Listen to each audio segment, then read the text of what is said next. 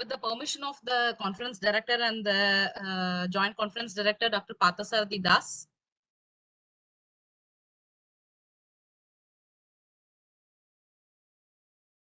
I will start the second day of the third international conference of CGLA on the theme Reinvention, Reengineering of Government Libraries, Trends, Issues and Challenges.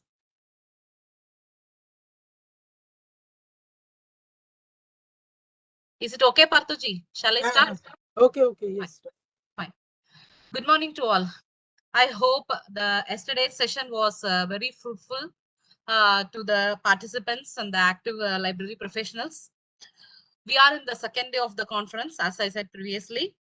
So I would like to highlight some key points which was suggested by our guests, honored guests and chairpersons of yesterday's session.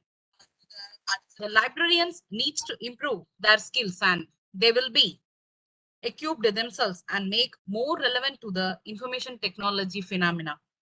The next, the active librarians should explore their possibilities for creating readers club in their own organization and to promote the reading habits among the young generations.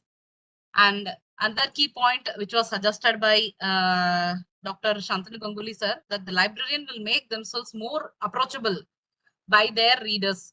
So with these points, I wanted to highlight those things. So I would like to convey a warm wishes to all of you on the World Book and Copyright Day. So I would like to remember a quotation which was shared by our former President of India, Dr. APJ Abdul Kalam. One best book is equal to 100 best friends, and one good friend is equal to a library. So with these words, I would like to start today's fourth technical session, which is on the theme content organization. So today we have with us chairperson Dr. Swapna Banerjee, Dean of Arts and Professor, Department of Library and Information Science, Calcutta University, and Director, IQAC with us. In this session, Dr. A.K. Suman, Library Information Officer, Indira Gandhi National Forest Academy, Dehradun. He is going to be a co-chair on this fourth technical session. And our session rapporteur general is Ms. Mahua Rai, Librarian, Indian Hotel Management Institute, Kolkata. So I wanted to brief a little bit about our resource person, Dr. Swapna Banerjee, ma'am. She is a professor in the Department of Library and Information Science at the Calcutta University. And she is the acting dean of the Faculty Council of Education, Journalism and Library Science. She did her master degree in botany and a master's and PhD degree in library and information science from Calcutta University. An academician to the full extent, her specialization in preservation and conservation. She has authored 10 books, both in English and Bengali, and she has contributed over 70 articles in national and international journals and has also reviewed a number of books in many journals. She has attended a number of national and international conferences, and she guided at present 8 students under her guidance, PhD. And then she visited many countries. We can see she has also chaired many sessions in SAS conference and Sakitel conference and other national and international conferences. And she was nominated for the International Visitor Leadership Program funded by the United States of America and toured USA in June and July 2010. Madam, on behalf of CGLA, we extend our warm welcome to you, and we must thank for you to accept our invitation and grace the occasion. So I would like to introduce our co-chairperson, Dr. A.K. Suman sir.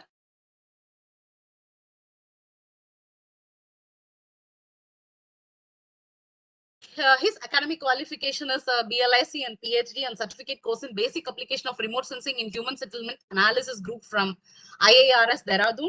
And he is experienced prior to IGNFA as a postgraduate teacher in geography. And his area of specialization is library management, library cataloging, classification, library automation and networking, and other managerial works related to the library. And he is the counselor of CLIC, BLIC, MLIC, and PGD-LAN courses of Indira Gandhi National Open University. So we welcome a warm extent to you also, sir. And next is our session rapporteur, Ms. Mahua.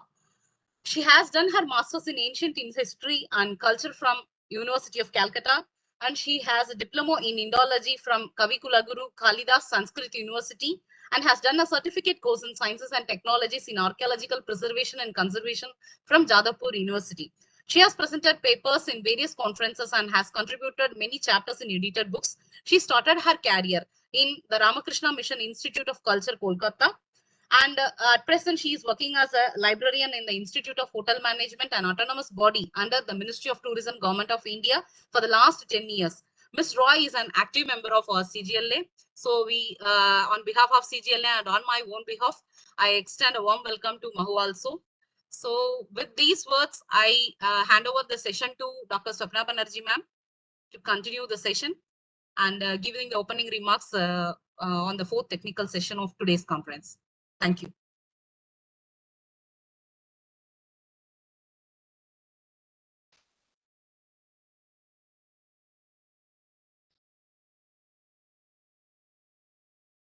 Swapna ma'am? Am I audible? Yes, madam. Okay. Very good morning to all of you. Respected the organizing secretaries, my co-chair, and the reporter, and Madam Dr. Gajalakshmi Madam, and all the speakers today, participants.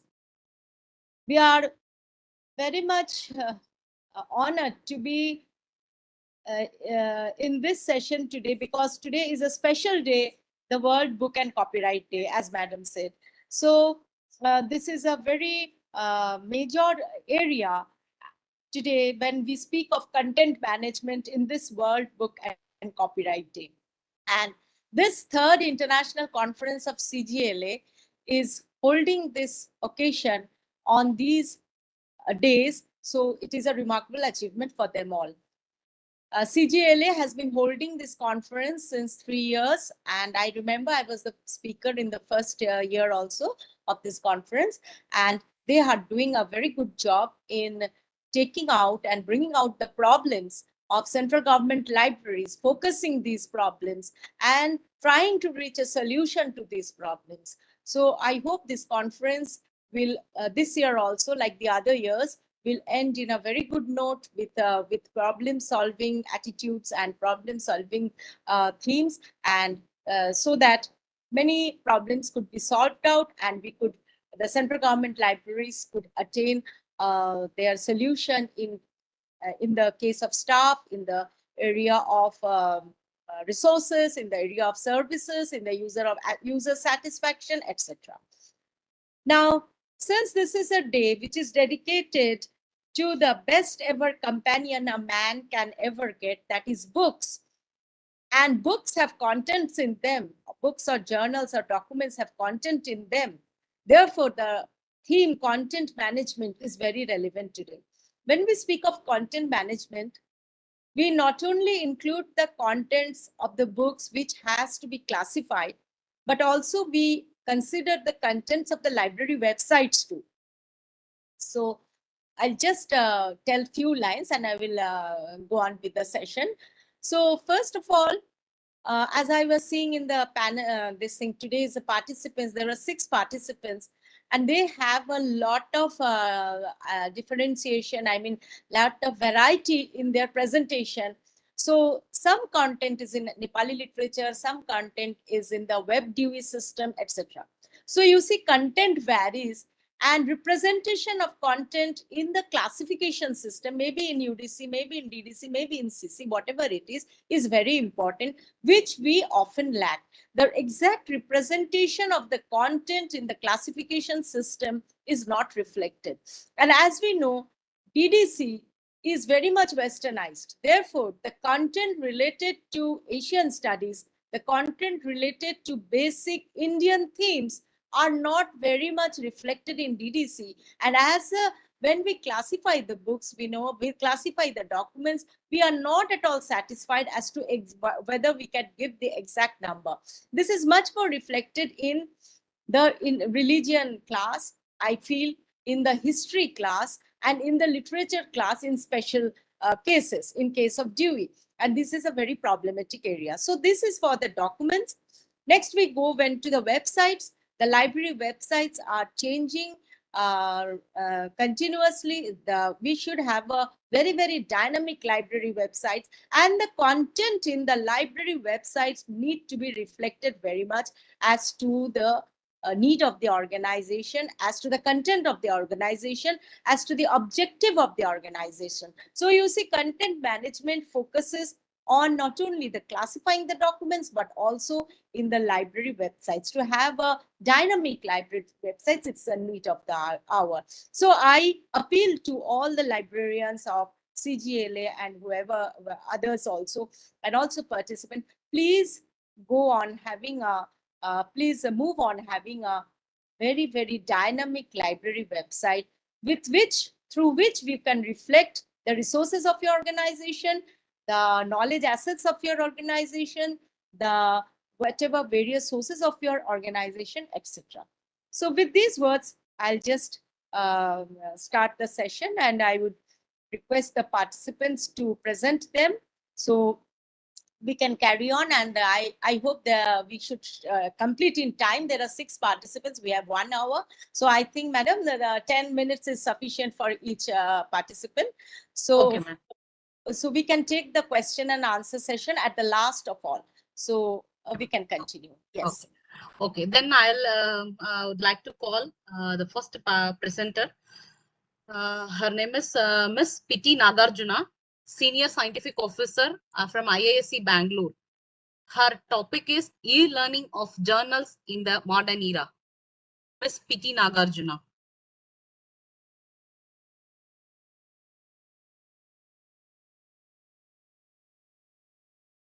Is Miss Nagarjuna is there?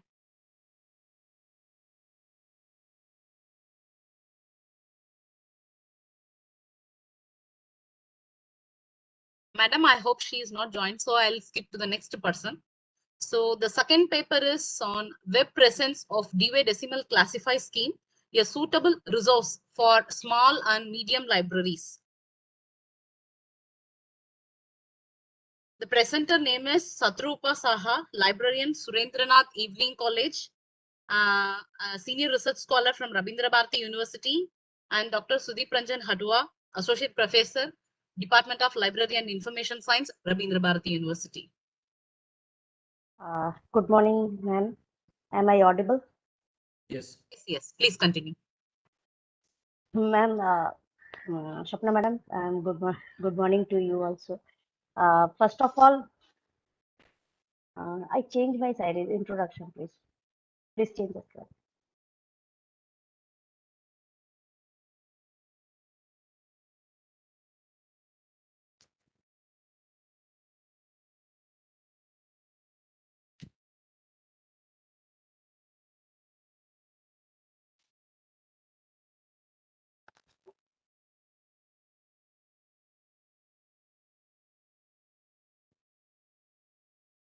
Is it visible? Yes, it's visible, but you put it in the presentation mode so that people can see it visible. You please put it in the presentation mode. Presentation mode. Okay, ma'am. Just one second. Just go to slideshow and put it in. Okay, ma'am. Yes, from beginning. Yes. Yeah. Web presence of duodecimal classification scheme, a suitable resource for small and medium libraries. It's we all know about the duodecimal classification is more updated classification scheme, and today it has been translated into 30 languages, and we are the DDC available is 2 types: is print version and also electronic version. Print version is 2 types: is full text and abridged. Now abridged version is just published in 15th, and full text edition is published in 23rd edition last in 2010. But when it is web presence, it has been a revolution created in the DDC classification scheme, because After that, certain additions, certain alterations, certain modification has been changes each and up to each and every edition. But it's more, but it totally newly present in the classification scheme is the edition number is 19. And after that 19 edition, DDC has been published in 3 volumes and lots of changes. And each and everything we are see the behind the some everything it's changes everything after the policy, that is editorial policy committee behind the changes behind the changes of the DDC. This policy committee has been doing that job.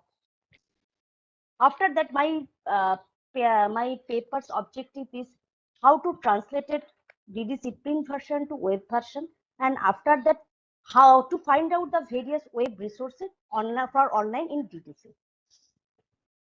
So basically, I told that the 19th edition created a revolution in DDC. It's first of all, when DDC thinking about that it's totally in the web presence, then first of all, DDC has been started computerized photo composition. It's doing by Infonic in 1984, but it totally a research purpose, nothing to do more than that. After that 20th edition, it's totally follow to translate to changes the pattern print to online mode, print to web version. That is, we follow Mark 21 format. This classification authority data and totally editorial support system has been given lots of support for in the DDC to changes the print to online version. And we are know about that the 22 edition. It's lots in 22 edition. DDC has so many changes in schedule, in table, in format. Madam previously told that, just told that DDC has so many lacunas in religion class, history class, literature class, but also it's also happened. Their total first to last, DDC has so many changes we have been follow. Not only the classification numbers, only that structure, only the policy, each and everything has changed. So we can call it more updated classification scheme. Now we can see I told that 19th edition is computed photo computation, nothing but about the only the research purpose. After that, electronic view has come, that is 20th edition. After that, DDC view for Windows, 21st edition, web GUI, 20th edition. We know about that web GUI lots of things, but after that, previously electronic view for Windows changes little bit after the printed to online mode. And I think we have the PDF version in 23rd edition. This is available in the Google. But more than other site available DDC, specifically DDC class number that given by OCLC. Why OCLC? First of all, I told something about that because DDC financial production has been given by OEO.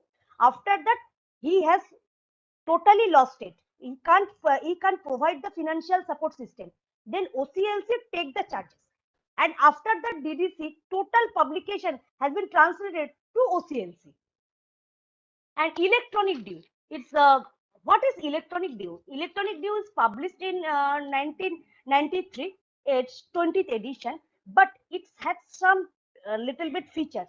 That is, you can search it, you can browse it, you can it for index term, and the classification the subject heading list followed by the Library of Congress subject heading list. After that, due for Windows, it is comes from 21st edition. It is also some features more than better electronic DV. What is this? It's are regular published and it's yearly updated, and it's you can update it after that one time purchase, and you can search it, you can by internet index term, you can see it. That is subject Library of Congress subject heading list have been following these features. After that, web GUI. WebDU is a purchase. It's a highly costed classification scheme which are available in the online. That is WebDU. Is because why is so much costly? Because it has lots of features. You can he has subject heading list followed by mesh and LCS. After that, lots of regularly updated and is quarterly updated, and which class is updated, which class is not updated, when it is updated, each and everything following WebDUI. Classify is the one of the one of the platform developed by the OCLC. It's a remarkable thing. It's more than one thing added in this site because that is fast. Faceted application subject terminology. It has been updated with the class number, and this is you can follow it, you can search it, and after that we can see some unknown sites which are very much known but very much helpful us. Something is I just explained is Dew Digger. Dew Digger is one of the platform you can easily the DDC. Why DDC top 10 classes? That is how to be represented, which class number is accumulated, when accumulated, something more important details, not more than bigger is totally explained in the DDC, but little bit explained in this Dew Digger, but you can search it the class number. You can know the DDC from the Dew Digger site. And Dew block is an important block about the DDC classification scheme. What is this? Editorial policy committee take a lots of decision. After we can see DDC updated classification scheme, it's published. It was published in 7-year gap. That is called the 7-year cycle. But DDC it's not totally updated 7-year cycle. But after that, why changes? Why it's changing? Did EPC follow EPC discussion forum? It updated in this block. Why religion class following the Western sector? Why Shakespeare is more updated in the literature class? Why Western zone is more updated in the history class? Each and everything the policy thinking about that explain in the discussion forum, EPC discussion forum. You can also the search the number, but you can also see the where it is going on. After the DDC info, you are also another site. Each and everything developed by the OCLC in the various name. Why OCLC? I told that. The financial condition is not good for OEO, then take the all charges OCLC, and each and everything published and developed by OCLC.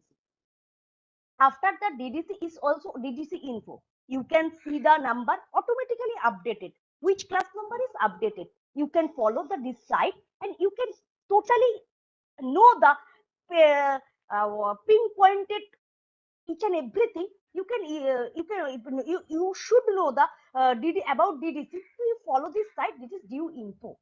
After the Dew classification system, and after the OCLC, we know that OCLC when we are the student in BLIS and MLIS, so we know the any class number, then we search it OCLC WorldCat, then we get the number and we classify very easily accessible.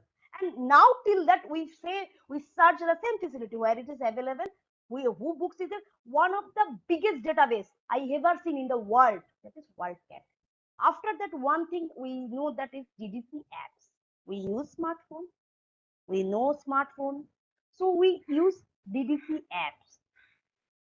When I am a librarian, when I become a librarian, I use the class number. I genuinely use. It's benefited. You can download it, you can access it, and totally small books in your smartphone. That is DDC app. Last, Internet Archive.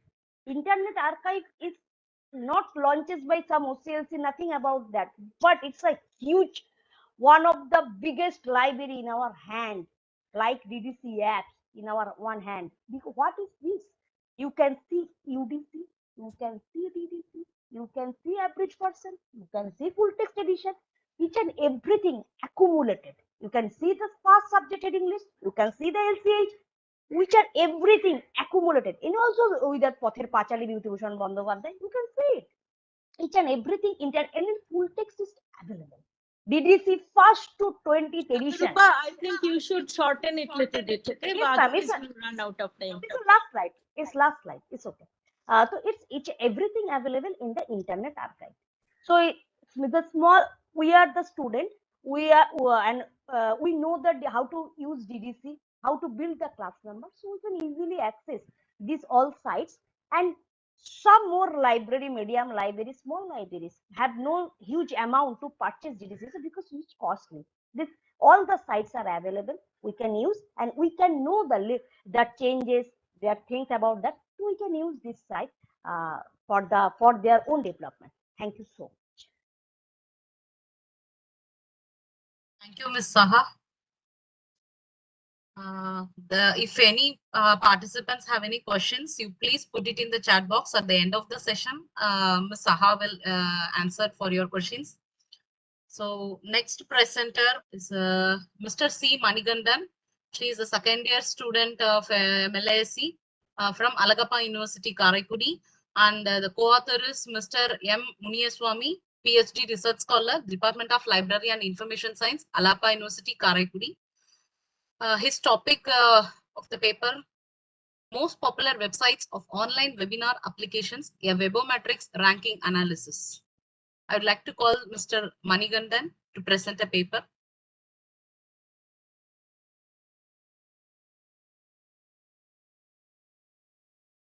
Mr. Manigandan.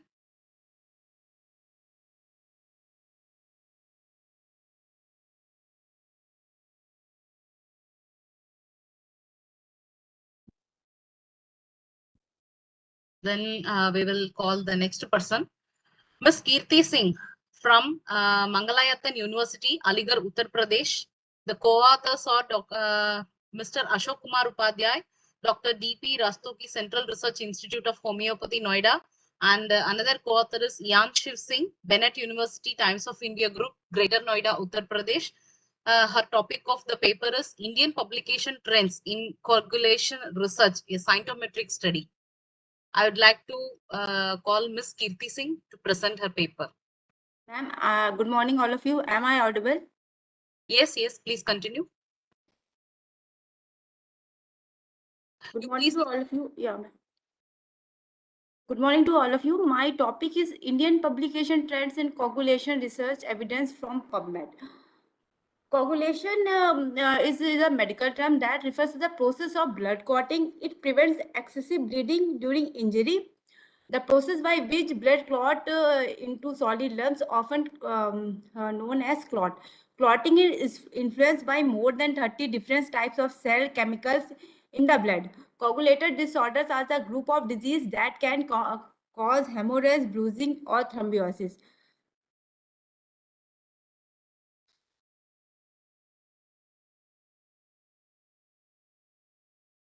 It's not. Yes.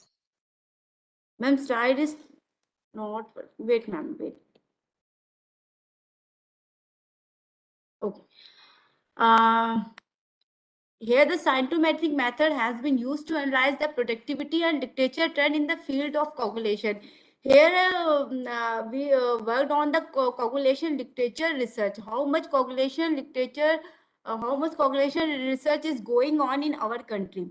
Scientometric is concerned with the qualitative characteristics of science as well as scientific methodology.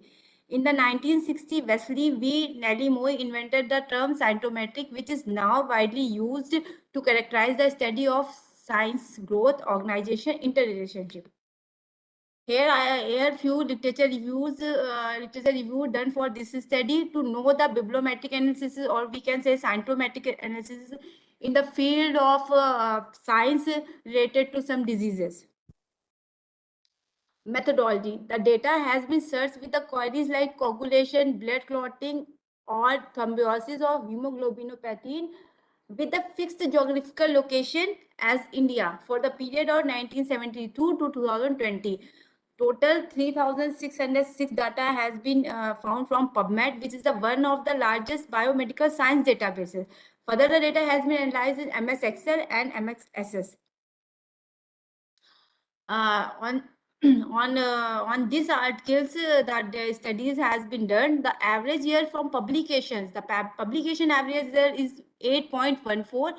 10.6 is the average citation per document, and the 1.346 is the average citation per year document. These all documents, these all articles, 3,666 were scattered in different form of case reports, review, journals, articles, systematic review, and total they received 36,862 total citations. The first table represent the literature growth. Literature growth of the publications. It's always show the fact and status of research in any field. In this study, the parameters of growth are evaluated and found that the 5 years block is from 2016 to 2020. There are the highest number of paper were published, that is 1,592, around 44%. On the second highest number is 1,993 paper were published during 2011 to 2015. Here we can see that only in 1996 to 2002, only 121 articles were published, but they have received the highest mean of total citation, that is 18.72. And the growth of literature was very slow in the earlier years, but from 1996 to 2002 onwards, more than 100 articles were published. Preferred sources. As we know, preferred sources is essentially a practical tool to design to help librarians and research scholars to select their particular work in different documents like books, journals. So here here I present around 200 journals are sources, journals are used in this study.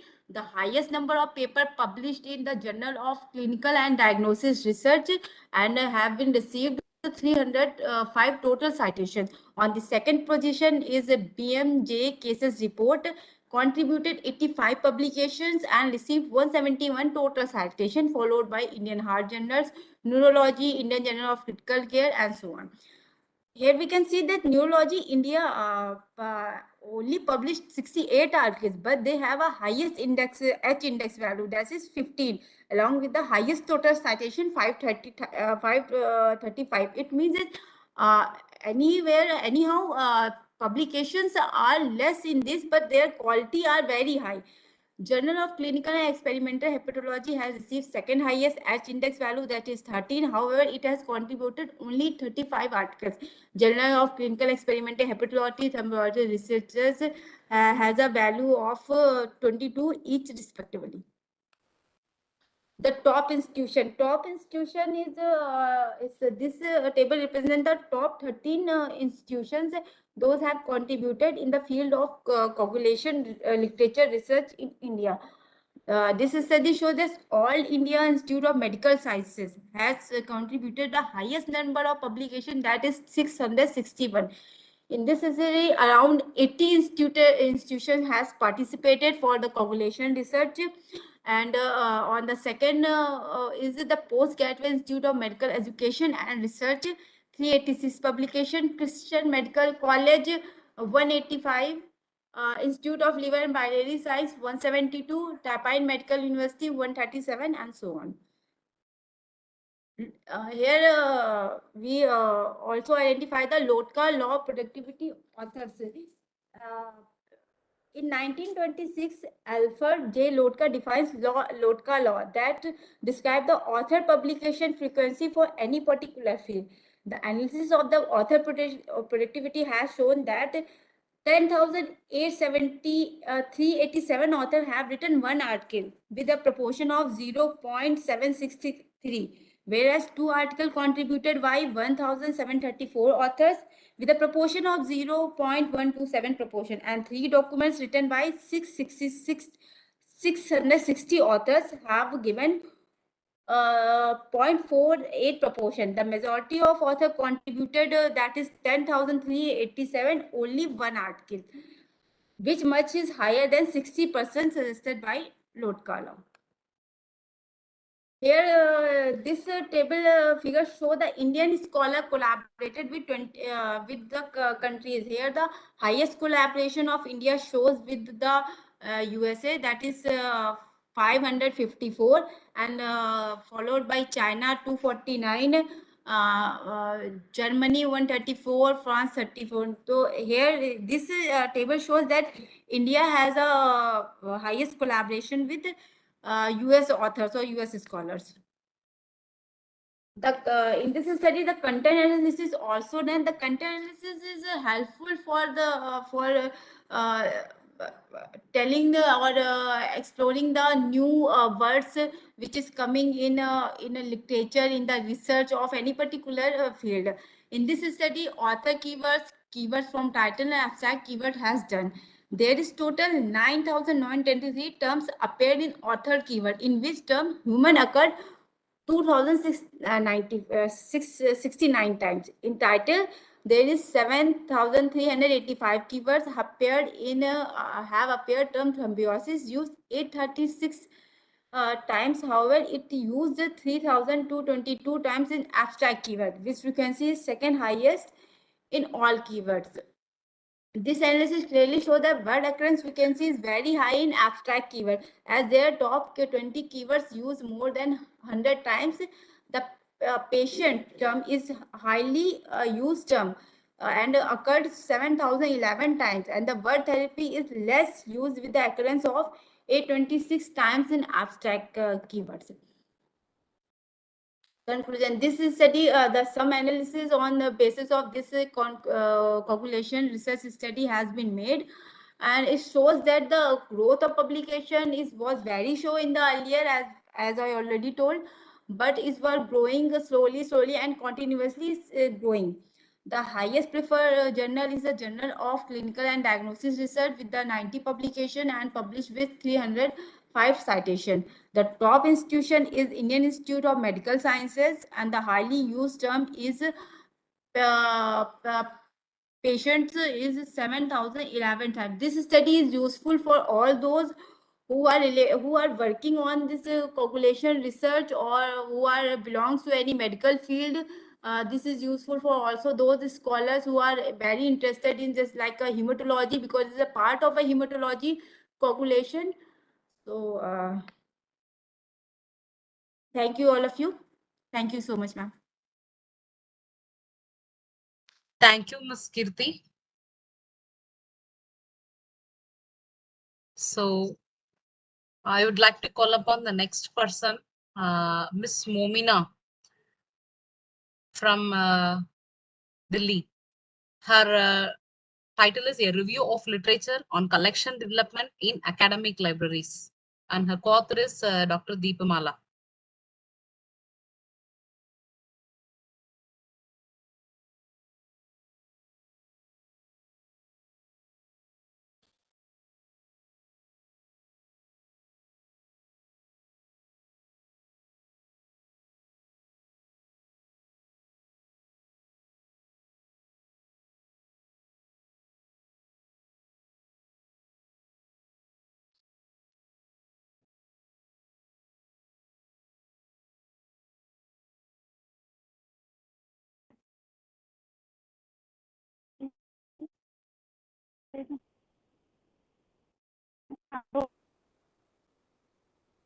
Hello आवाज नहीं आ रही हाँ Yes, madam, we are hearing your voice, so please continue. हाँ good morning to all of you. Ma'am, am I audible? Hello? Yes, Hello? ma'am, please continue. Please continue, yes. Yes. First of all, I introduce you. Myself is Momina, working in the Satyavati College as a professional assistant officiating and research scholar of Mangalatan University, Aligarh, Uttar Pradesh. My topic is a review of literature on collection development in academic libraries. The purpose of this study is to review the literature on collection development practices in the university and college libraries in India and other developing countries. The review focuses on collection development of the library collections and its relevance to the university and colleges. Key resources and challenges and problems of digital libraries and information of for ICT collections in the universities, collection needs of the users, and the collection development strategy of the academic libraries, which is also outlines some review of literature on the procedures for obtaining information and policy of processing in the collection development, like purchase, exchange, selection and acquisition, subscription, evaluation, interlibrary loan, and bidding. Find out more about the factors that influence collection development, the importance of collection development guidelines, and the special context and background of the documentary research process in academic libraries. View numerous articles about collection development and related topics, as well as the document search process and use of resources also during pandemic COVID-19. First of all, I introduce collection development. Collection development is one of the paramount activities in a library and information science. The structure and size of a collection can make a big difference in the foremost value and quality of a library. First, the collection development in the library is the purpose of procuring materials that meet the diverse needs of users. If the explosive growth of information, both printed and electronic information, is a widespread phenomenon in the 21st century, libraries can be effectively and efficiently used without careful consideration of the composition of collections and their future development. It is impossible to manage. Due to advancement of technology, the university libraries have built up their library collections in print and electronic form in new web technologies that provide users better, dynamic, friendly environment that is interactive and attractive with multimedia collections and services. Most of the university libraries are currently building substantial collections of full text resources in electronic format and continue to access various online databases even in the current pandemic period. Collection development is always of paramount to librarians around the world. Series development in academic libraries plays a unique role in the national archive structure of growing international websites and professional support. Collection development means that is books, reference materials, periodicals, audiovisual materials, specialized audiovisual materials, electronic resources, deselections, replacement of materials, etc. Objective of this paper is the paper intends to investigate ascertain the contributions to the literature available about collection development practices in university and college libraries, to find substantial works that have been published regarding various facets related to collection development in the university and college library, to find out the collection status, growth, selection, and evaluation procedures adopted, to find the impact of information communication technology on collection development. After reviewing the review of many review of literature on of collection development has found that a number of studies are done in this relevant area, but still have some gaps in various types of libraries. But very little research has been carried out on the college libraries affiliated to University of Delhi. Even though there is an extensive amount of literature on collection development in different sectors of library, but the researchers could not find much study on collection development policies in college libraries, and no such effort had been made to evaluation of collection development in literature by applying digital techniques. In the past, studies on the collection development have tended to focus on print resources, but very few studies covered whole resources of collection development, that is print and electronic resources. The conclusion, the purpose of the study is to find ways there are professionals and librarians to understand and improve their competencies in library collections and at the level of awareness, use of digital services, e-resources, e-information, and online resources. Users and learners have collected and accessed the required information. The information style is based on coherent collection of knowledge, skills, and abilities. Nevertheless, literature powerfully shows the flaws that exist in the collection of Indian and international university libraries. In this regard, it is clear that most university libraries, particularly developing countries, in the continue use study section development strategy will help the users be professional to and the collect development, manage and in digital. Thanks all. Thank you, Ms. Momina, for your wonderful presentation.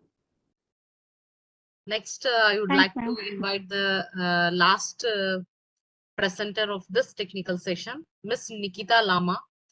She is Assistant Professor from Department of Library and Information Science, University of Calcutta.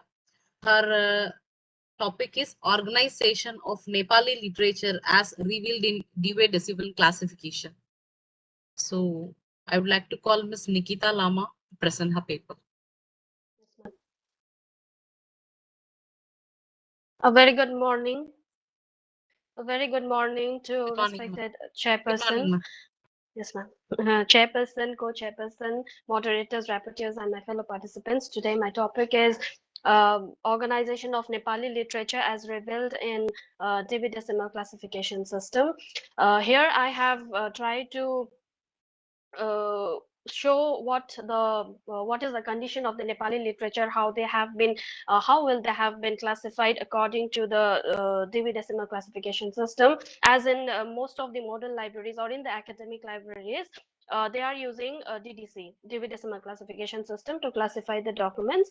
And in the introductory part, there is a brief description about the classification system, like classification, as we all know, that aims to create a system out of disorder and provide a comprehensive view of all the documents on a subject. And basically in this paper, the history of the background of the Nepali literature, how they have been came into existence, how well they have been developed, that I have presented to show the distribution of the forms regarding the Nepali literature. So as we all know that literature is very much dependent on language. Previously, there was an existence of the Nepali literature, and it was also known as the Gorkhali language or the Khas language previously. But when the then King Prithviraj Sahab combined or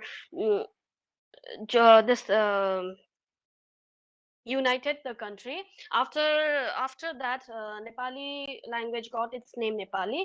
And previously, because of the predominant of the Sanskrit language and the Newari language in Nepal, during that time everything was written in the Sanskrit language or the Newari language. There was no existence of Nepali literature. But with the beginning of the at the beginning of the 19th century, the prominent poet of Nepali literature, Bhanubhakta Acharya, he translated most of the Hindu epics or the poems into Nepali language. Sorry, into Nepali language. Then there was a beginning of the Nepali literature.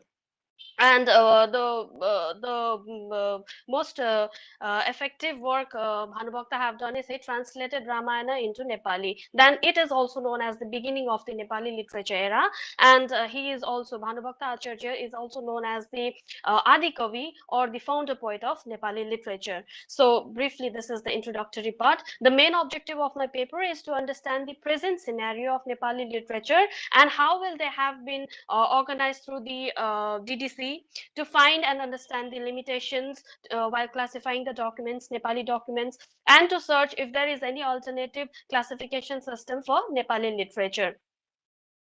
So what I have found while doing a research on the Nepali literature is, while classifying Nepali literature using 23rd edition DDC, we can experience a lot of limitation, which leads to unexpressive class number. The limitation of classifying Nepali document is that we cannot find any alternative class number which can fit in the particular documents, though there is a difference in the similar forms published in the same time period. This is like when the as for example, I have taken the example of the Bhanubhakta Acharya itself, his life and the selected poem. This book have tentatively given the number as 891.49, that is the Nepali literature that will fall under the class number 800, and 5 is for the period that is taken for 1812 to 68, and 1 is for poetries, and this is the tentatively number given. And another poet of the same era, Basant Paurel Lintel, his collection Samudra Lahiri, that collection is also given a same number 891.4951.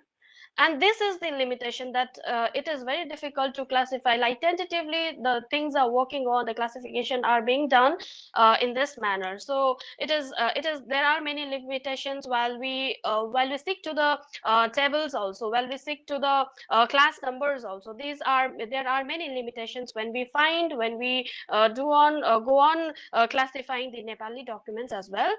So lastly, there is no record of developing any classification system for Nepali literature, as previously in the previous time they used to keep the books or classify the documents in their library with the color of the bindings, with the publications dates, though dates were not mentioned properly also, and with the help of the with the author name, they used to classify their documents like that. Till date there is no alternative, any classification system has been developed for the Nepali literature, and it is very much important to have a good classification of any documents, so that there is a good collection. And to overcome and to manage the overgrowing knowledge, it is the demand of the time to have a good classification system for Nepali literature as well. So the present classification system of DDC is not sufficient. It is very, because of its simplicity, because the research on the particular area has not been done, it is very difficult to classify the documents. Either a new classification system has to be developed, or more class division have to be incorporated, so that this can be suitable to classify the Nepali documents. Thank you so much, ma'am. Thank you so much, Nikita ma'am, for your enlightening and very useful lecture. And we are enlightening with Nepali literature from you. And Thank you so much. now I request Chairperson Dr. Swapna Madam to Ma'am. continue the session and to conclude the session. Yes? Ma'am, I am audible, ma'am. Yes. Your name, please. Ma'am, this is Manikandan. Due to some Okay. inconvenience, my laptop technical issues. Okay. So, Okay. Madam? Fine. Okay. So Thank you, madam. can I proceed, ma'am? So wait a second, Manikandan. Our chairperson will give a permission. Later, I will announce. Sure. Madam, Sure, ma'am. shall I call Mr. Manikandan, ma'am? He is joined yeah, very but late. tell him to make very short. In 5 minutes, we will run out of time, no? So please Yes, tell him to continue in 5 minutes, okay? Okay, madam. Mr. Manikandan, you just try to complete your presentation within 5 minutes, huh? Due to Yes, ma'am. Sure, ma'am. time. Definitely, ma'am. Huh. Very shortly we come. I would call you most popular websites of online webinar applications, a webometrics ranking analysis, your topic, right? You please continue, Yes, Manikandan. You share your presentation ma'am. and you start your presentation. Oh. Okay, ma'am.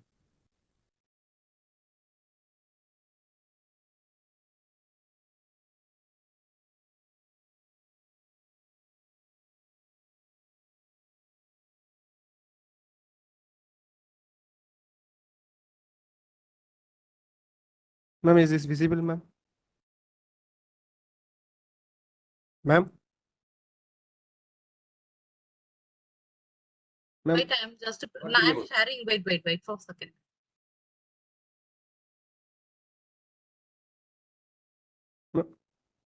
Is this visible, ma'am?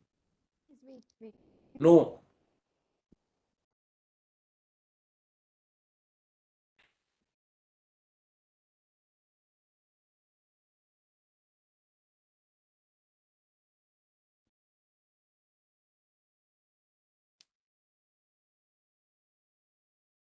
I think it's visible now. Is it? No, it's not visible. Is it visible, ma'am? No, no. No, both of No, both it's of the not things visible. cannot go together. Means I either shared Lakshmi already. ma'am, but it's not visible.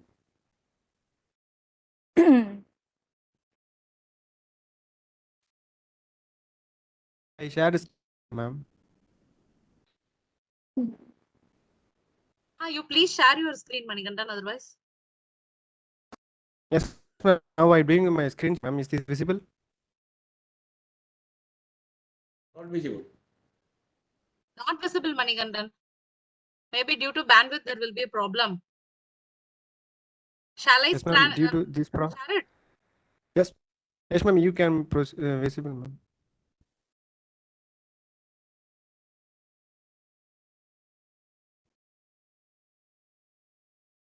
Yes, now visible.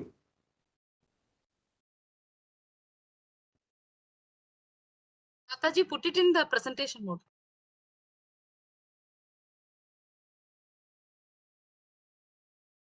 Yes, Manikandan, you please Yes, ma'am. continue. This is ma'am. Yes, ma'am. Good morning to all. This is Manikandan, MLA second year, Department of Library Information Science from Alagappa University, Karaikudi, Tamil Nadu. Ma'am, please next slide, ma'am.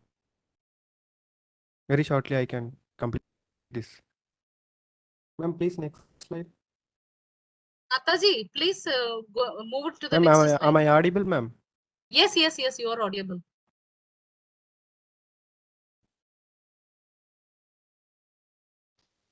Thank you.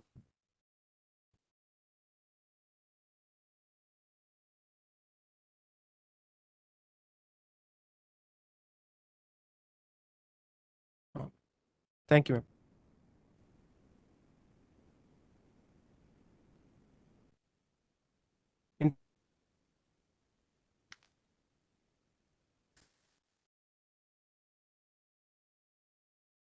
Webometric science measures the number of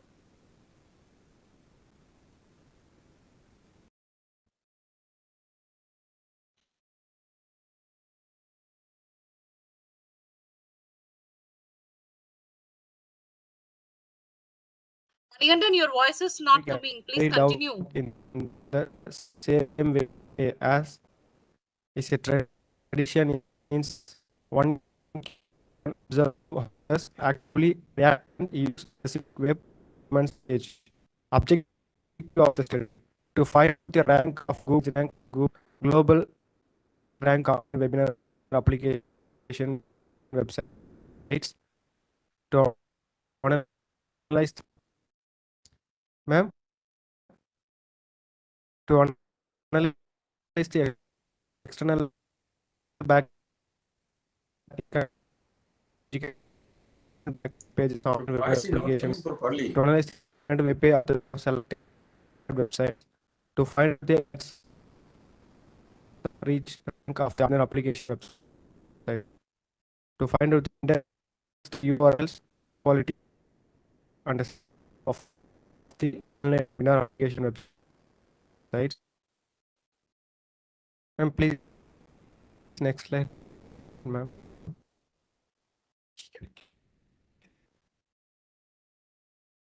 Ma'am, Yes, Manikandan. ma'am, Yes. ma'am, am I audible? Yes, yes. Ma'am. You can You continue. continue. You continue. You are audible. Please continue. Ma'am, Hello. Continue. Yes, Manikandan, you please continue. You are audible to us. Please continue.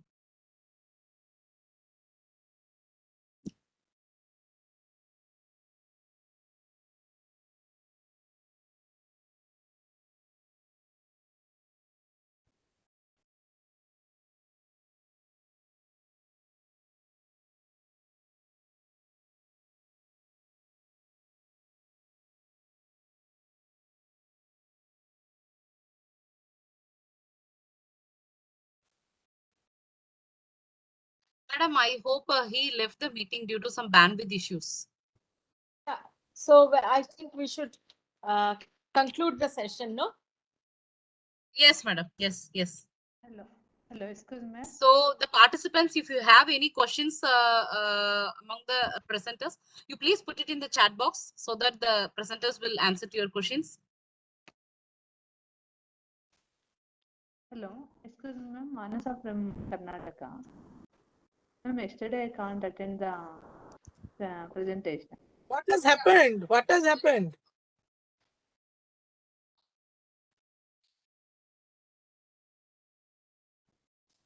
No voice is coming. No. We are waiting for the question and answer session. Madam, I hope nobody have any questions. If you have any questions, you can raise Yeah. the questions with the presenters. Okay. So I will just go through it.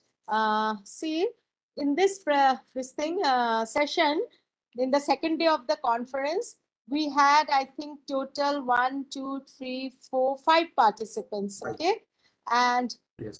we had a mixture of presentation on the theme of content management, and a variety of ideas were reflected by these participants. The first participant, Shatarupa Shaha, he stressed on DDC and on web platform to how to use DDC and the Internet Archive and DDC apps and other things regarding content management in DDC. The other participant, Momina, she stressed on the collection development and the content analysis of collection development. Then Kirti Singh, madam, she spoke on scientometric study in medical field, especially in coagulation or blood clotting, and the role of PubMed in this. And again, we had Nikita Lama. She spoke on the inadequacies of classification number in Nepali literature in DDC and how to solve this and the ways to solve this. And she cited some examples. And the last presenter was Mani Kundan. We couldn't, sorry, we couldn't hear him properly. But his slides were on webometric analysis. So these presenters presented very well and were in time, and they made their presentation very much comprehensive. We could understand. So again, I'm requesting the participants or anybody else, if you have any questions to the presenter, there is time, little bit time left. You can ask the presenters any question if you have. I don't think there is any question. So this session showed a new way of looking at content management through offline and online mode, through WebDUI, through PubMed, through various ways, and also through offline mode.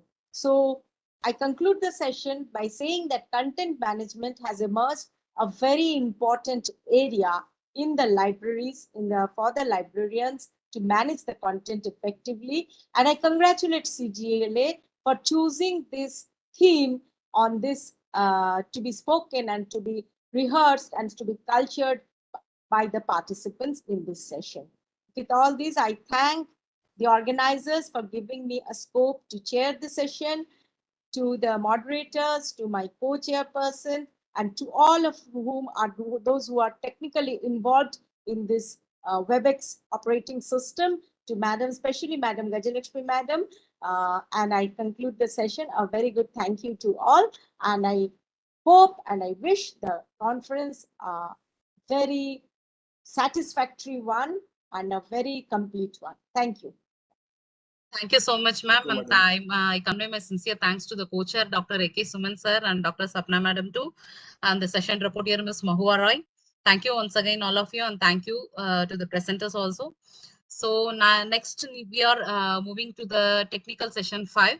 So I hand over the session to Ms. Geeta Yadav, Assistant Library Information Officer from Nehru Memorial Museum Library.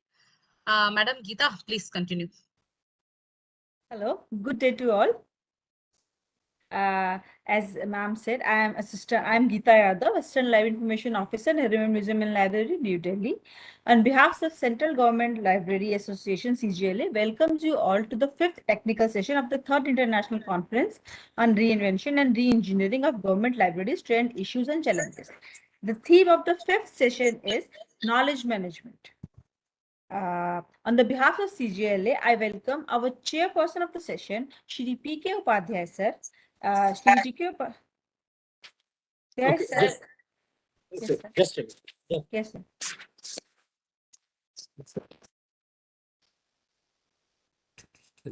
Okay, please go ahead. Please go.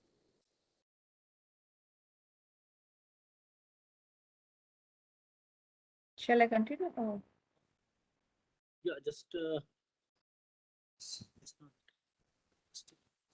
Yes, Geeta ji, please continue. Yes, sir. Fine. Yeah. Please go. Shri P.K. Upadhyay sir is Scientific F, Senior Technical Director and Record Officer at National Information Center, Delhi. His research area includes digital library in government and digital record management. He was also the Fulbright Scholar from the University of Illinois Urbana-Champaign, USA, and winner of the SIG 3rd International Paper Contest 2006 for the paper E-Granthale, Moving Towards Rural Digital Library for Sustainable Rural Livelihoods. I also welcome our co-chairperson of the session, Ms. Nutan Kumari, Library Information Officer in Ministry of Corporate Affairs, New Delhi. Ms. Nutan has more than 22 years of professional experience. She also served as Assistant Director in Competitive Commission of India, published a paper on categorization of library. She has edited Hindi magazine Spardha Swar and Corporate Pravahini. The session reporter is Ms. Mahua Roy.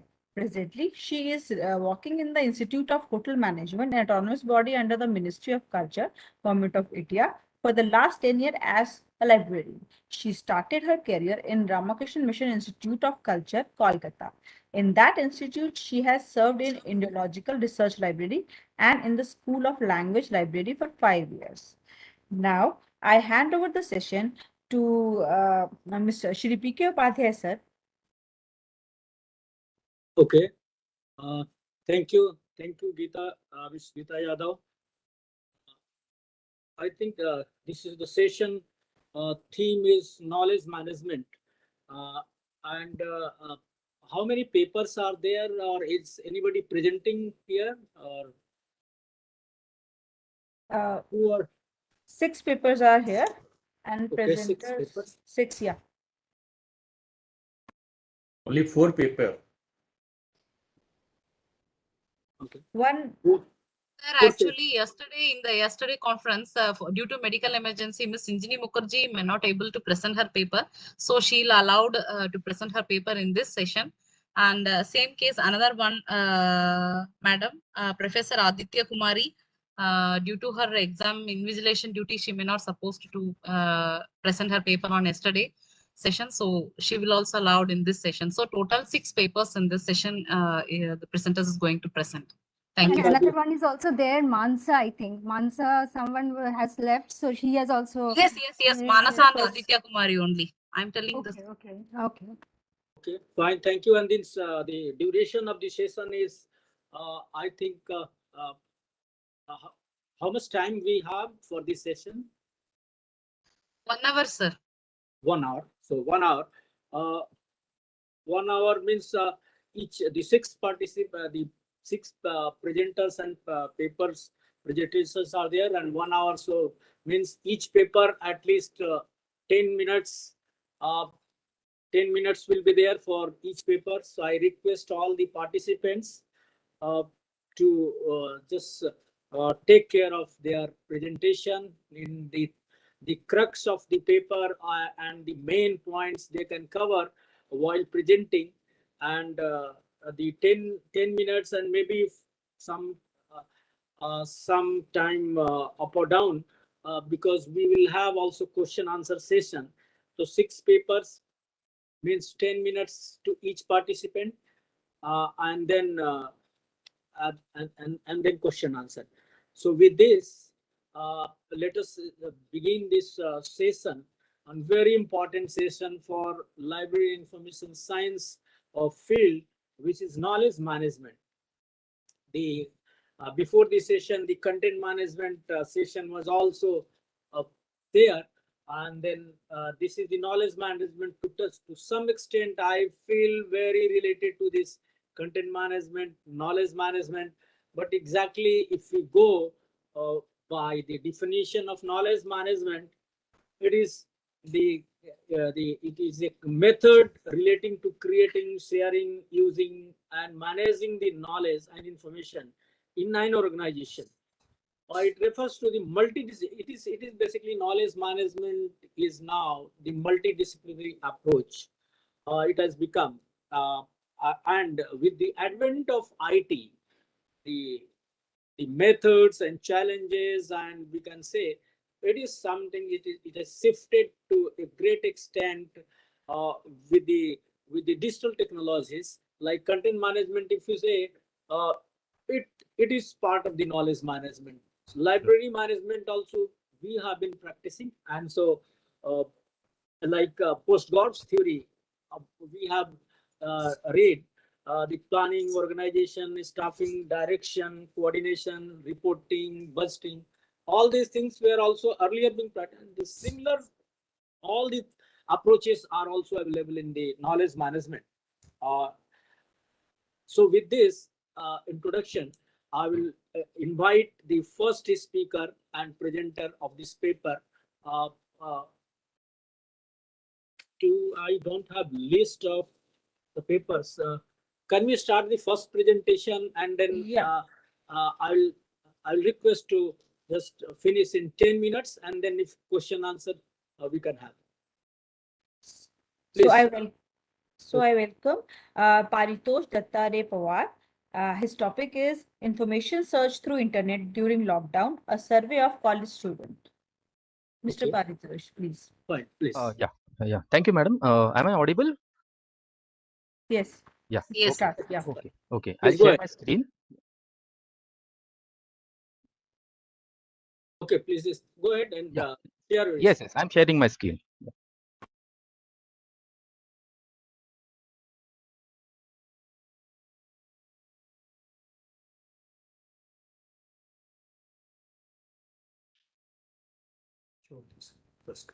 Yeah.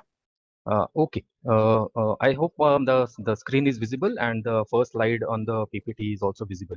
A very good morning to all the dignitaries. So I begin my session. The topic for the paper is information search through internet during lockdown, a survey of college students. Just now, Dr. Upadhyay sir said that technology and the digital technologies as well as the ITs has a good impact on content management as well as the information dissemination as well. So the lockdown period that we experienced, the COVID-19 pandemic that brought the lockdown, it has actually enhanced the speed of the use of IT technologies in educational institutions as well as with the users. So the main idea behind this particular paper was to study how the students have accepted the technologies and how they have used that particular period, the lockdown period, for increasing the use of these technologies. So my prime focus of this particular study was to identify how the students have searched the information through the internet, especially using the Google search engine. Now, before the lockdown, also the students were using Google search engine, but the impact of the lockdown, the accessibility to the books and the print collections, which was locked. So because of that, the use of Google search engine increased. So this study is actually to highlight the influence of this lockdown on the frequency of the internet use for information search. Now, specifically, this is for the academic point of view. And the study also analyzes whether the students have actually developed any necessary critical skills for the information search, because everybody has been using Google, everybody has been using the search engines, but whether the use has helped them in enhancing their skill sets, that is one point of concern that was studied. So the objectives of this particular study was to study the Google search engine used by college students for searching information, on the internet. Second objective was to study the influence of the pandemic lockdown on using the search engine for information search. So whether there has been an influence. Sticking to the number of slides has been provided by the organizers, I'm coming directly to the data analysis. Now, this particular study was conducted through a questionnaire which was sent out to the students. The total respondents were 442, and out of which I'm focusing only on the prime questions related to this thing, because all the questions cannot be covered over here. So we have seen that the frequency of the use of Google search engine in students was found that there were 52% students who were actually using it every day. Since everything had gone online, the lectures, the practicals, as well as the assignments, project, everything was going on online. So the frequency had increased. Only few students, there were hardly any students, like this, the 7.2% of students who said that they actually access it only once a week. Similarly, what changes were observed during the lockdown? The respondents have said that 81.2% have said that it has their Google searching has increased during the lockdown.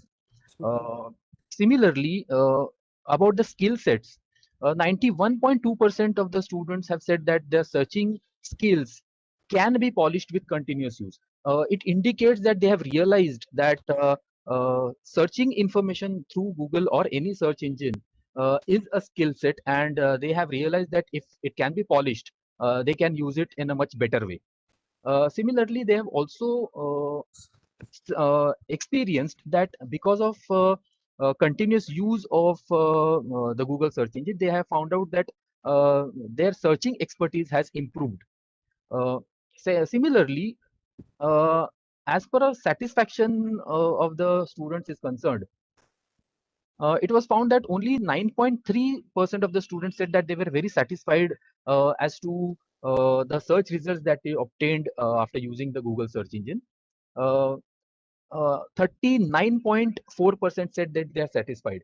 Now, if we go to analyze these things and lead to a conclusion, we can say that most of the students have been using the Google search engine regularly, but the periodicity has definitely increased. The practice has also led to improvisations in their searching methods, their searching expertise. One thing that was noted was that the students were not very much aware about the planning strategies, planning the search strategies for getting the results. Likewise, it was also found that the skill sets have to be polished, and that was a realization by the students also, because every search can be considered as a new learning. So the overall conclusion that can be derived from the entire questionnaire and the responses was that Google search by the students has definitely increased during the lockdown, and also their understanding has it has become better than the earlier this thing pre-lockdown stage, you can say.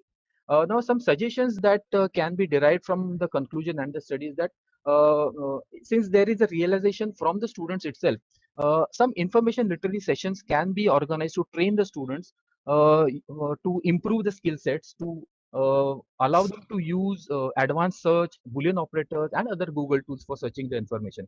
Now, this will help in improvising their expertise for searching quality information, identifying the factual information, and this will save the time of the users, which is our main aim as the librarians. Focus area has to be to reach out to the students and provide you can say the technical know-how also, so that they can find the required information in lesser time. Yeah, so that was in brief about my paper. So if there are any questions, yeah. Thank you very much. Well in time, very interesting paper and very interesting study. Thank you, sir. Yes, sir.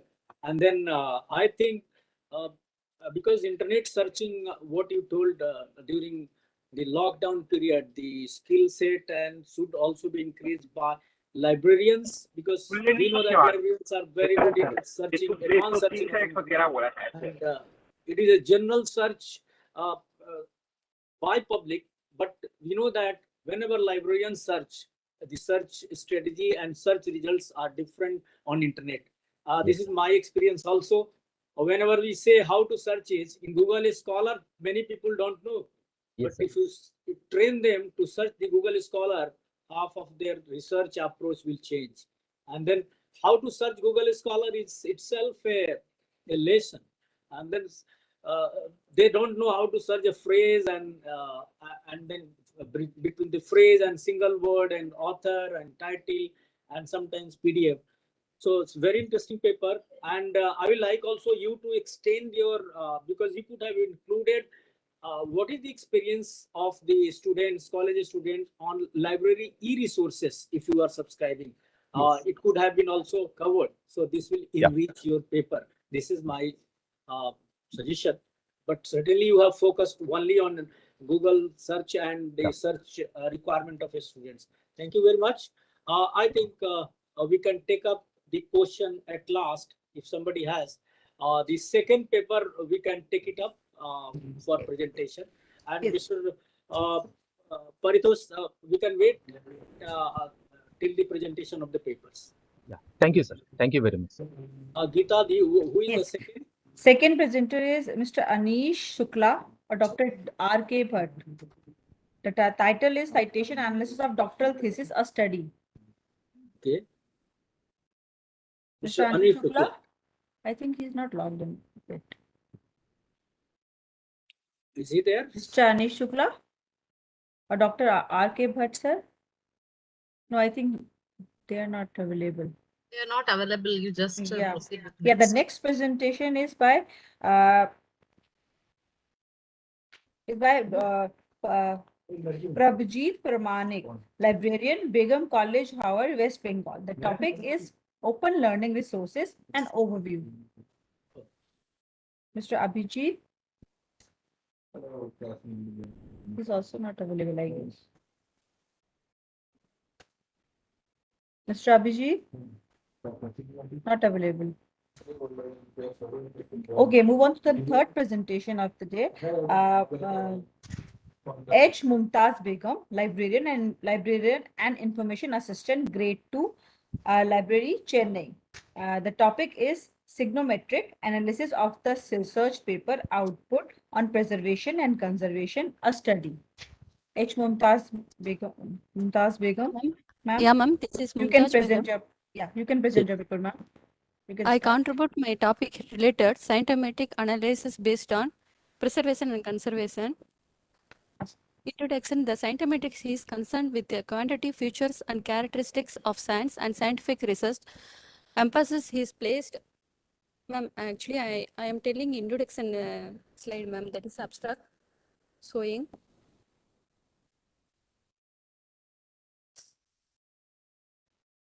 Excuse me.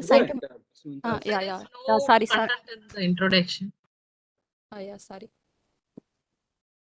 Scientific is here. Ma'am, I need to change the slide, ma'am.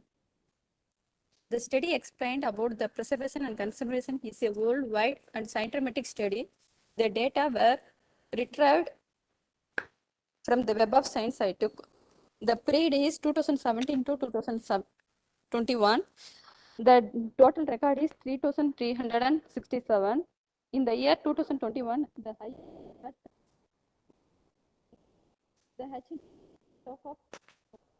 authors have contributed to large number of published papers, 1,101 on safety security research.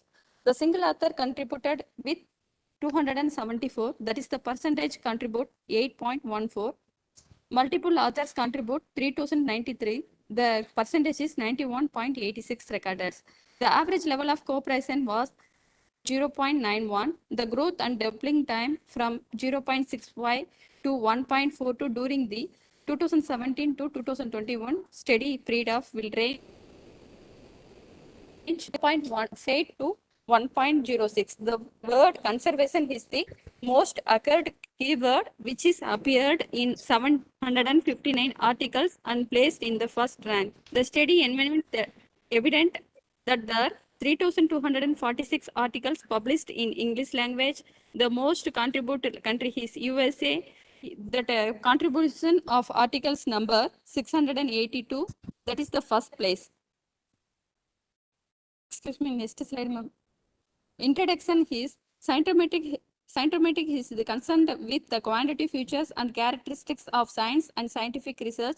Emphasis is placed on investigations in which the development and mechanism of science are studied by statistical method.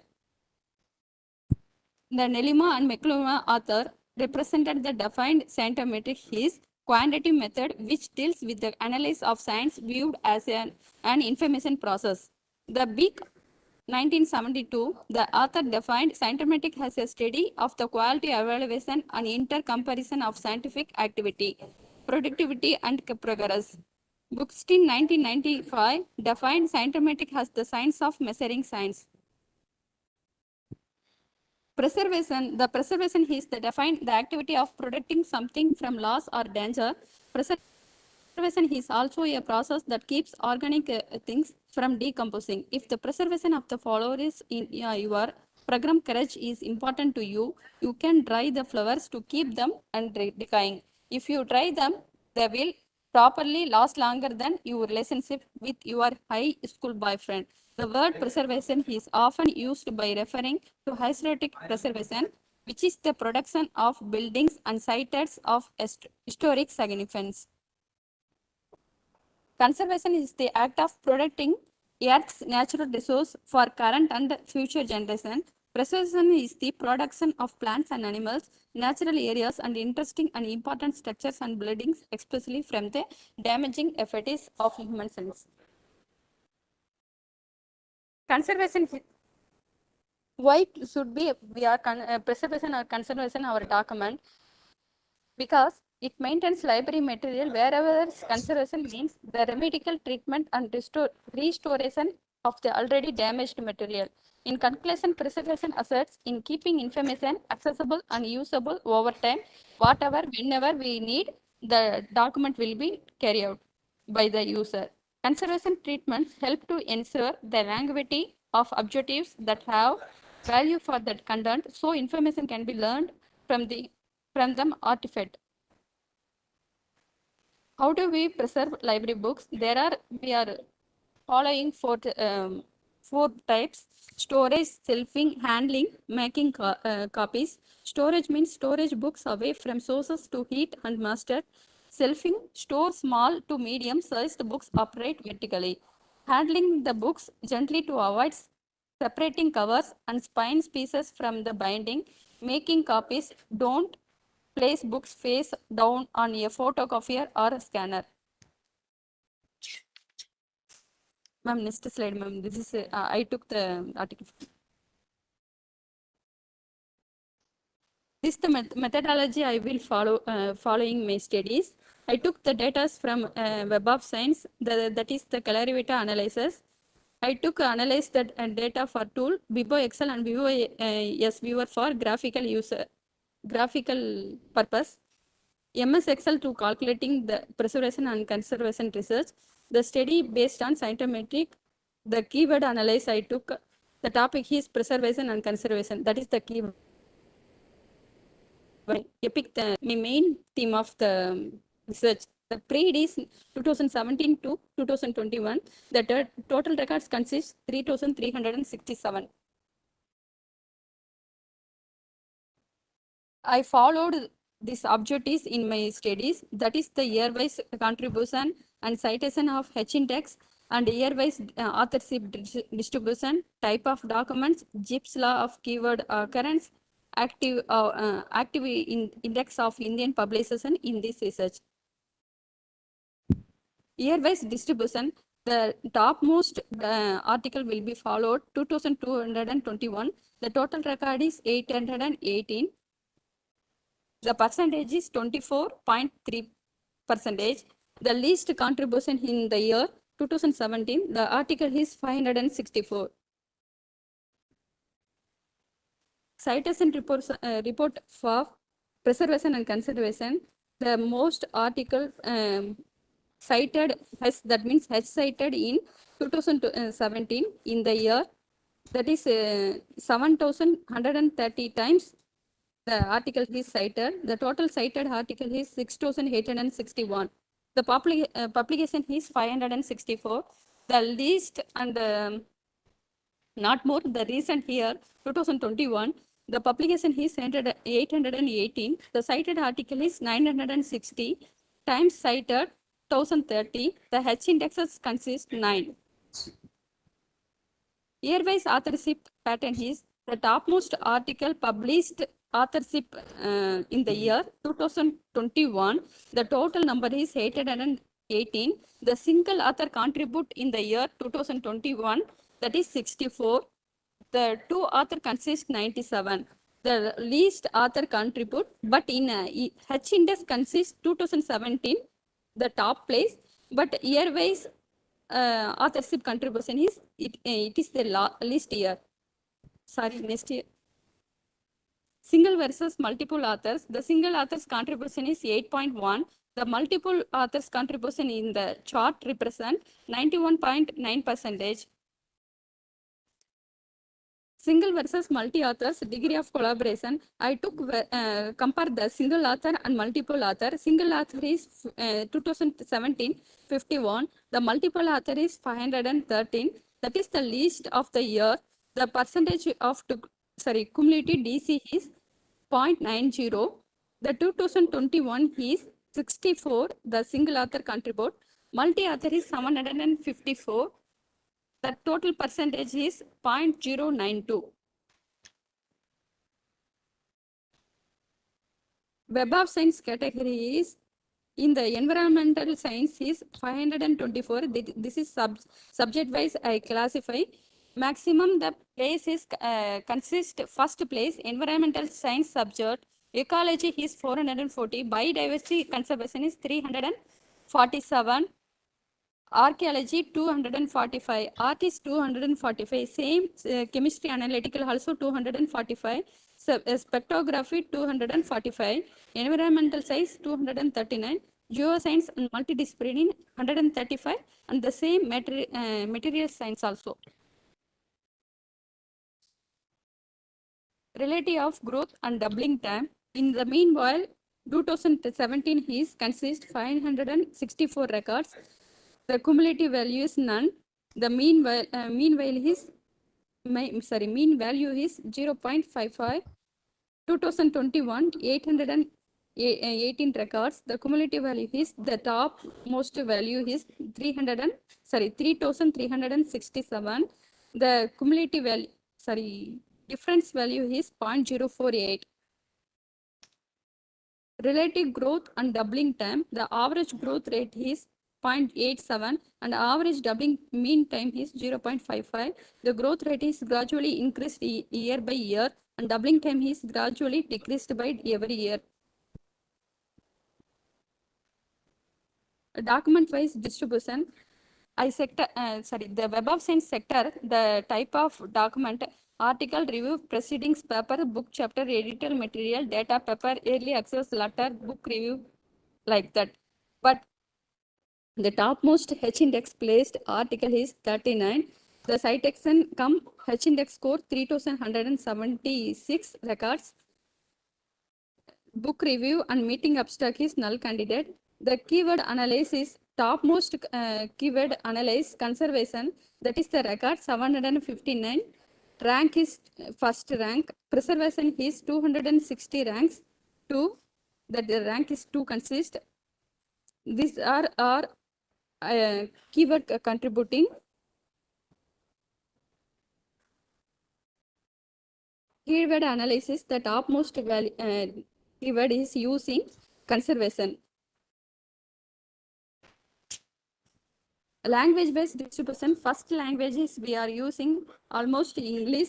That record is 3,246. The least language are using in the column Hungarian, Slovenian and unspecified Estonian, Dutch.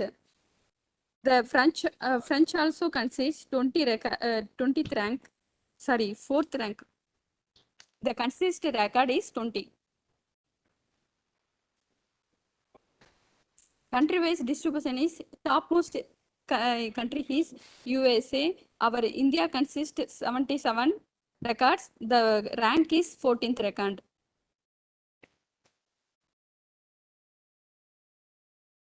That's the chart represent country-wise distribution. Country-wise distribution and the author represent. Camisel is the top first author. He contribute 15 records. Silva is 14 records, which means third rank in 13 records. Colominin in 11 records, that is the place fourth. This is visualization of map of authors. Time series in the 2021 is publication 818. The difference of other than compare 1636. Thank you. Thank you, Ms. Mumtaz. It is very interesting paper again. This is a scientific analysis of preservation and conservation literature. My question is, can you clarify how did you search this conservation and preservation, both the words in a phrase did you search, or separate searching was made on conservation and preservation? Can you clarify, please? Sir, I took the data from Web of Science, sir. Okay. I searched the keyword using conservation or preservation. Separately or in a, and no, sir, or? no, sir, no, sir. Combined conservation and preservation. And the Boolean operator, you have used preservation and conservation. Sir, sorry. In title word you have used, or full text this in Web of Science, title word or anywhere in the text? Sorry, sir, I couldn't understand question. Okay, no, this preservation and conservation, what I am asking, in Web of Science, you have taken the search term, like generally we search in keywords. Yes. Originally I searched the 5 years data only, 2017 to 2021. Okay. And the second question is the graphs. What is it? It's very interesting graphs and very visualization you have made. So you have the graphs you have used from Web of Science, or you have made your own graph from Excel? I am using graph that graphically using reverse viewer software, sir. Okay, different software. So very interesting. So this is a lesson for Sorry, sir. other It is researchers. first time my online conference. That is only. No, it's but presentation was good, and your subject topic is also good. I will like to suggest here, so you can also, because I know that preservation and conservation, these literature are mostly covered by Web of Science.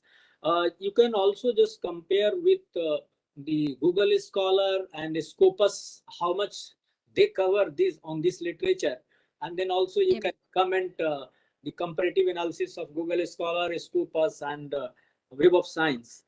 So this will also enrich your paper, but certainly you have gone for Web of Science, one of the best scientific tool. Yeah. Thank you very much. And our Indian author not contribute, not like. I hope in future I will contribute the place H index in my name. Yeah, okay. Because preservation conservation is, our India has lot of manuscript, everything we are having. We are preserving or conservating, not contribute in the paper. Research contents are not. I will do, sir. In that will be better. So if you can take huge research, and then I learned manuscript and epigraphing for this, sir. I will do in future, sir. Oh, great. Thank you very much. We'll take up question in the last. Please, the participants, you can just keep your questions ready. After the all presentations are over, we can have questions. The next paper, Ms. Geeta Yadav. Next presenter is Mr. Naveen Kumar Tarmakar. The topic is intellectual property rights. Introduction and Issues. Mr. Karmakar is Assistant Librarian, College of Fisheries, Chhattisgarh. Mr. Okay. Karmakar, sir. Mr. Karmakar.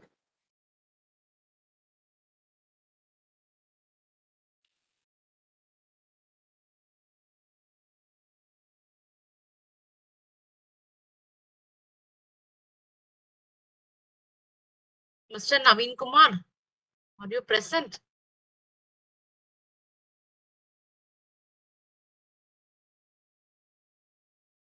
If he is available, please check your mic. Either he may be on mute or he is not available.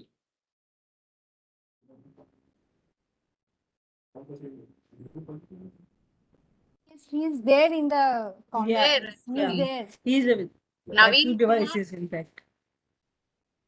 Naveen Kumar? I think he has some bandwidth Hello. issue. Yeah. Audible, ma'am, are you? Yes, you are audible. Please continue your presentation, sir. Good afternoon, all teams and participants. My topic is intellectual property rights, introduction and issues. Next.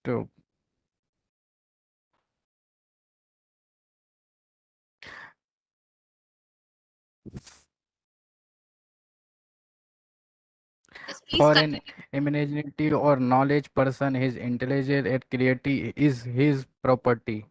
The material property of a person is often visible and might be protected may way. Intellectual creative is the invisible property of a man, woman, things like properties.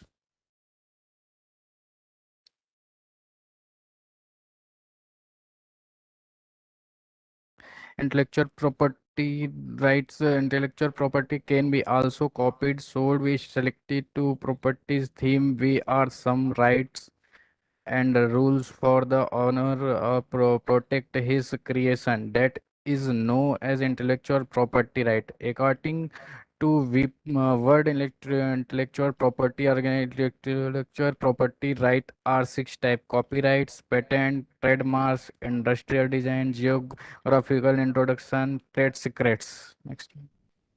Copyright is a legal term used to describe the right that creator have over this literacy or article's work.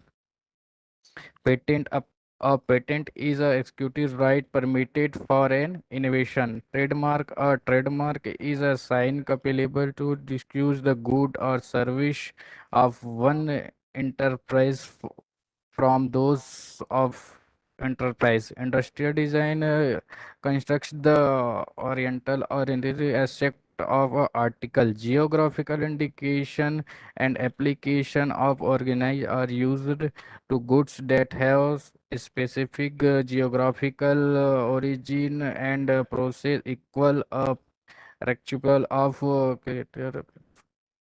place or origin. Next. International brain convention, the international convention for the protection of literacy and articles work was first signed to bring 9th September 1886, which is known as Bain Convention. Montevideo Convention, 7th IPR, and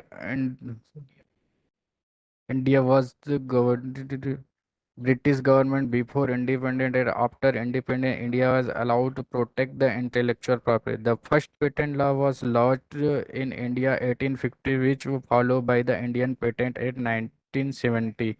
The first virtual move toward IPR came 1995 when India joined the WTO and became a signatory member of the trade-related aspect IPR.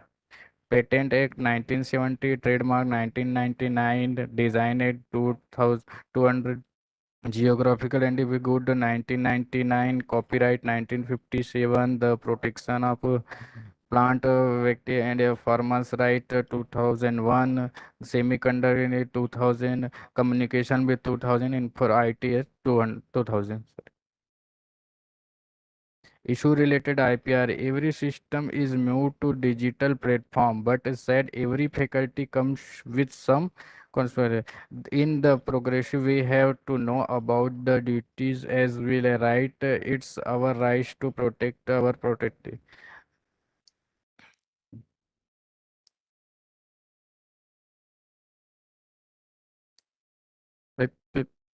Well, Okay, this is conclusion. good IPR protected will ignore the culture and creativity and innovations. Okay, thank you. I think quickly he has prepared a paper on introduction and issues related to intellectual properties rights and overview of intellectual property. And he has tried to present the content of through a PowerPoint presentation. We can details mostly. I hope that the references and the whole paper we can read in the proceedings, and then detailed discussions can be done. And Mr. Naveen Kumar, so you have tried to cover your paper introduction and issues, and you should also you can include some of the case studies and some more research based on the references. So thank you very much. And then the next paper, Ms. Geeta, we can take up. The next paper is Study of Digital Program, Issue and Challenges. Manasa Gangotri, University of Mysore. Manasa ma'am.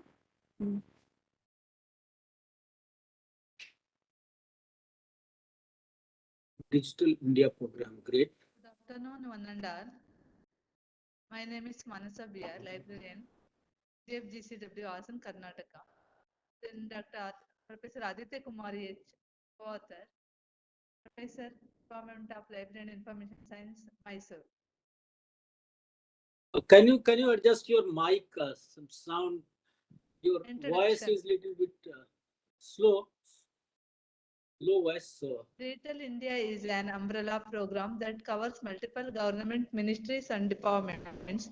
It weaves together a large number of ideas and thoughts into a single, comprehensive vision so that each of them can be implemented as broadband, highways, universal access to mobile connectivity, public internet access program, e-governance, reforming government through technology, e-Kranti, electronic delivery of services, information for all, electronics manufacturing, IT for jobs and early harvest programs.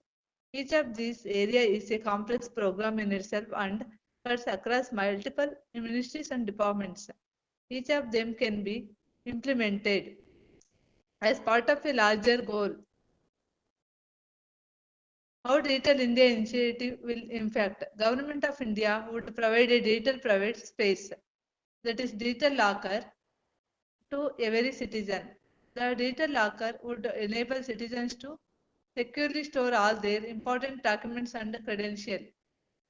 The electronic documents can be shared with public agencies or others without the need to physically submit them. Then, such a digital locker will greatly improve citizen convenience and user in paperless transactions across the entire ecosystem of public services. Then suggestions. Digital India campaign can't be successful on its own. Policy changes are needed to make Digital India a reality. Few of the suggestions are: digital literacy is the first step in empowering citizens. People should know how to secure their online data. Then, to make this program successful, a massive awareness program has to be conducted. There is pressing need to educate and inform the citizens, especially in rural and remote areas, about the benefits of internet services to increase the growth of internet usage. Third one, digital divide needs to be addressed. Finally, private sector should be encouraged for development of last mile infrastructure in rural and remote areas to encourage private sector there. Finally, conclusion. The vision of Digital India is grand. It is a huge step towards building a truly empowered nation. If successful, it transforms citizen access to multimedia information, content, and services. However, the goal is still far away since most of the 9 pillars of Digital India mission are facing serious challenges in implementation. It is imperative that focused, persistent attention must be given to each and every pillar so that this program does not end up in failure. In fact, we all should be mentally prepared for the change and be ready to face the challenges in implementing this policy. Only then it would be possible to make this vision a reality.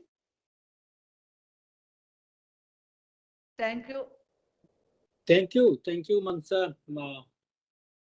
On Digital India program, so latest topic you have covered, and this is the government of India's very ambitious program to reach the unreached and for inclusive growth. And you have covered so some like Digital India program because I also work in National Informatics Center, and NIC is also responsible for um, uh, implementing the Digital India the programs up to the remote locations of India and make the digital economy. So the Digital India program, it is very good. You have just suggestion, you have given the points, and it's very good points where you have written how to secure their data, the citizens. Already the government of India in this direction, the Data Protection Act is in Parliament and not yet passed. And digital divide almost because its main focus is on inclusive growth and reaching the unreached. Uh, uh, Already these are in the process. Possibly, you can elaborate more in your paper, but very good concise paper on Digital India. Thank you very much, and it is informative and interesting paper. Now, sir. next paper, let us invite the next presenter. Next paper is on mutual connection among museum, library, and archives, a descriptive study. The presenters are Ms. Sanjini Mukherjee, Krishnanagar Government College, Nadia, and Dr. Rajesh Das, Department of Library Information, University of Burdwan. Okay, Ms. Sanjini Mukherjee. I am audible? Yes, you can start now. Okay. Good afternoon, everyone. I am Shinjini Mukherjee, librarian of Krishnanagar Government College, Krishnanagar, Nadia, West Bengal. And my co-author is Dr. Rajesh Das. Our paper, Mutual Connection Among Museum, Library, Archive, a Descriptive Study. Okay, I'm introducing through introduction. Education and culture are two pillars of our society. And nowadays, society and people mostly rely on data. If we say pinpointedly, it is information. And there are different kinds of data available around us. And if we say that we are very much habituated from our childhood with the bibliographic data, like that. But if we focus on around us, the India is very much rich in culture and heritage. So there are enormous large amount of data or information available in this domain, culture and heritage. So in our paper, we are trying to focus on these two types of data and availability of this data. And the objective of our study, objective is to find out the connection between these two kinds of data, like bibliographic data and cultural and heritage data. And not only that, their host, that means the museum and cultural institution, to identify the undeniable role and importance of museum and cultural institution, heritage house, and also library and knowledge house, and to identify the library related activities and services provided by the museum, vice versa, to identify the museum related activities and services provided by the museum. Okay, and let's come to the data analysis part. Data analysis part, this is a descriptive study, and this study is based on the data available from the website of Ministry of Culture, Government of India. And in this, in the home page of this Ministry of Culture's website, there are likely three divisions: tangible, intangible, and knowledge resources. We have collected data from the website available in this library, museum, and cultural institution. Here, the main focus in identifying the library and archive. Library, that means bibliographical content and archival content within a museum or any cultural institution, or availability of any cultural or heritage object within a library, or if there are any institution, not namely any library or museum or cultural institution, only an organization having simultaneously this library, museum, and archive same time. So we have collected the data from these 24 institutions. We can see, I'm not mentioning, the time is short. So there are 24 institutions from that website we have collected. And from first stage of the data analysis, we have presented this 24 institutional data on a several criteria like location, year of establishment, total collection of bibliographic data, total collection of museum and cultural heritage data, importance of these resources, and important personality related with this institution. I'm not mentioning each and everything. I'm just giving the data. Ma'am, please, data analysis slide. Okay, thank you. Data analysis slide. I'm giving the data, the highest number of bibliographical data available in National Archives of India, around 27 lakh, more than that. But I'm not mentioning the total number or highest number of museum or cultural data, because many of the websites have not mentioned the exact number. Only they are mentioning they have the museum and cultural objects, heritage objects data, but they are not mentioning the exact figure. This is the lacuna of this website, I think. And in the second part, we have division this 24 institution in 3 genres, like some century old libraries which have museum and cultural resources. Some century old libraries, namely the Rampur Raja Library, Uttar Pradesh, the renowned Thanjavur Maharaja Serfoji Sarvasi Mahal Library, our Khudavas Oriental Public Library. And next genre, second genre, is some well-known museums or cultural institutions which have library, like Salarjung Museum, Hyderabad Museum, Allahabad Museum, Victoria Memorial Hall, Kolkata. And third genre, any organization which have this both library and museum content, like Sangeet Natak Academy, National Archives of India, Asiatic Society of Kolkata. And we have presented a tabular presentation under each this genre. So according to the data have been collected from the website, among these 24 institutions, almost 15 institutions maintain library automation software. Here we have presented the technical upgradation of this institution in terms of resource management and social interaction platform. We have, and on the basis of this data, only 15 institutions maintain library automation software for bibliographical resource description, and mostly use Lipsys software, then SCOHA, and then comes VTLS, Chameleon, Slim database, etc. And most of the institution uses database for museum and cultural objects. This is Jatan Museum, Jatan software, which used by the National Gallery of Modern Art, Archaeological Survey of India, National Museum, New Delhi. They are using Jatan software for describing their museum and cultural objects. And most of the institution, I'm saying that, and every institution except Thanjavur Maharaja Serfoji's Maharaj Sarvasti Library, Tamil Nadu, has social interaction platform. Like they are using Facebook, Twitter, and they provided the virtual tour of the institution. But Thanjavur Maharaja Serfoji's Sarvasti Mahal Library have not provided any kind of social interaction platform. Among these 24 institutions, only 10 institutions provide the facility of virtual tour of the institution. Whatever it be, and the more or less each and every institution either doing their in-house digitization program or their resources, it may be books, manuscripts, letters, legal documents, government documents, tangible cultural objects, intangible cultural objects, etc., have been digitized under several government initiatives available online through their portal or their repositories. Okay, I can say in the conclusion that the basic foundation of our society for any kind of activities always depends on knowledge and culture.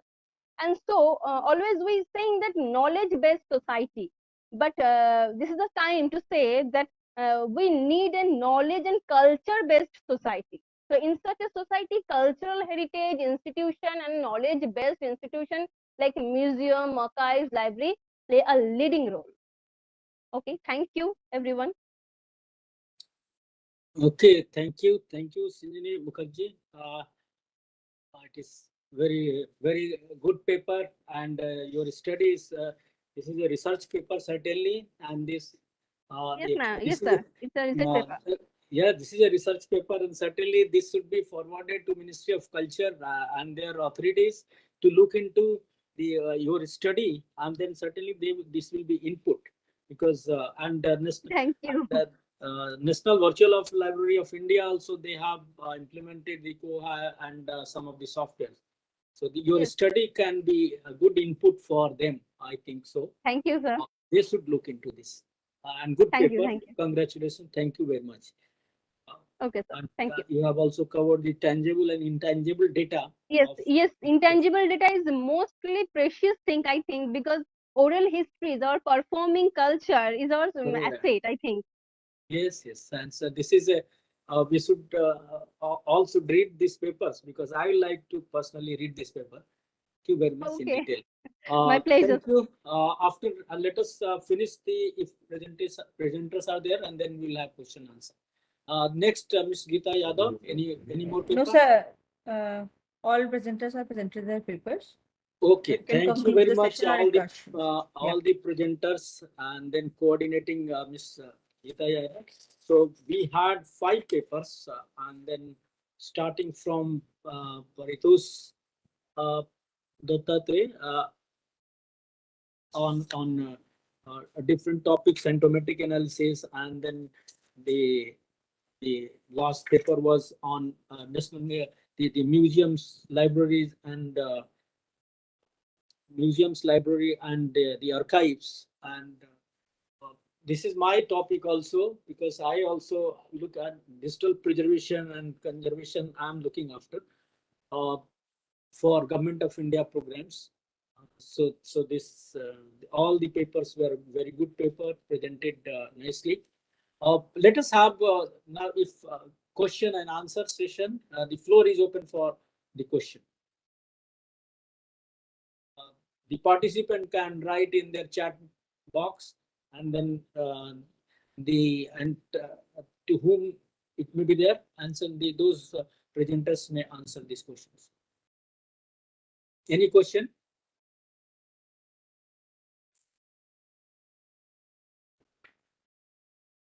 Any questions from participant sides? I think nobody has any question.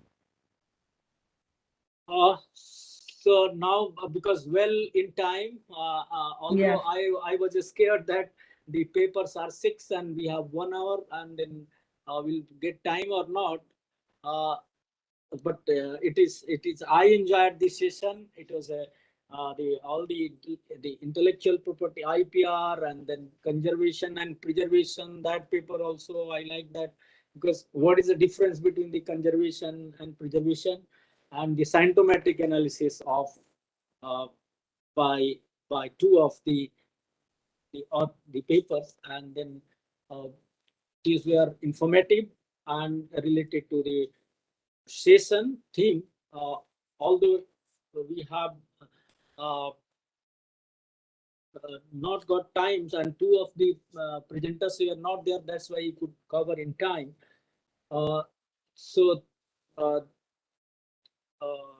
Thank you, the Central Government Library Association, for this theme, knowledge management. They have put it, and they have it.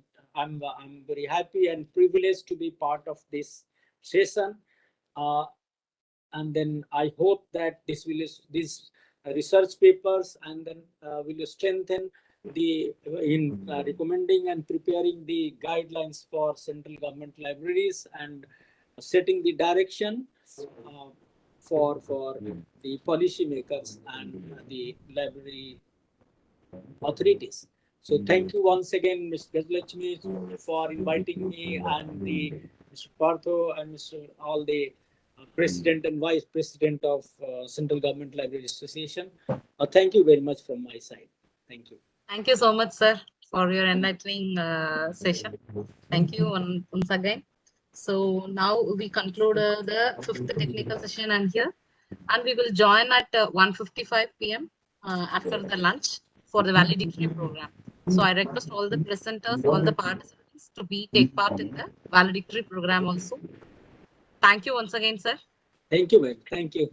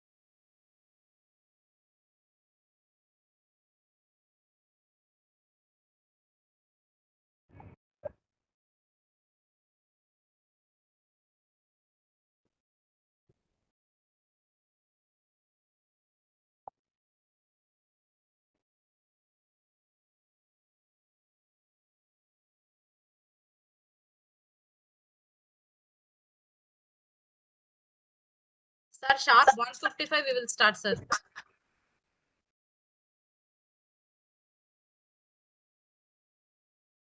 Our chief guest Arunji joined. So we are waiting for Chadda sir. Okay. Once Chadda sir join, then we will start the session.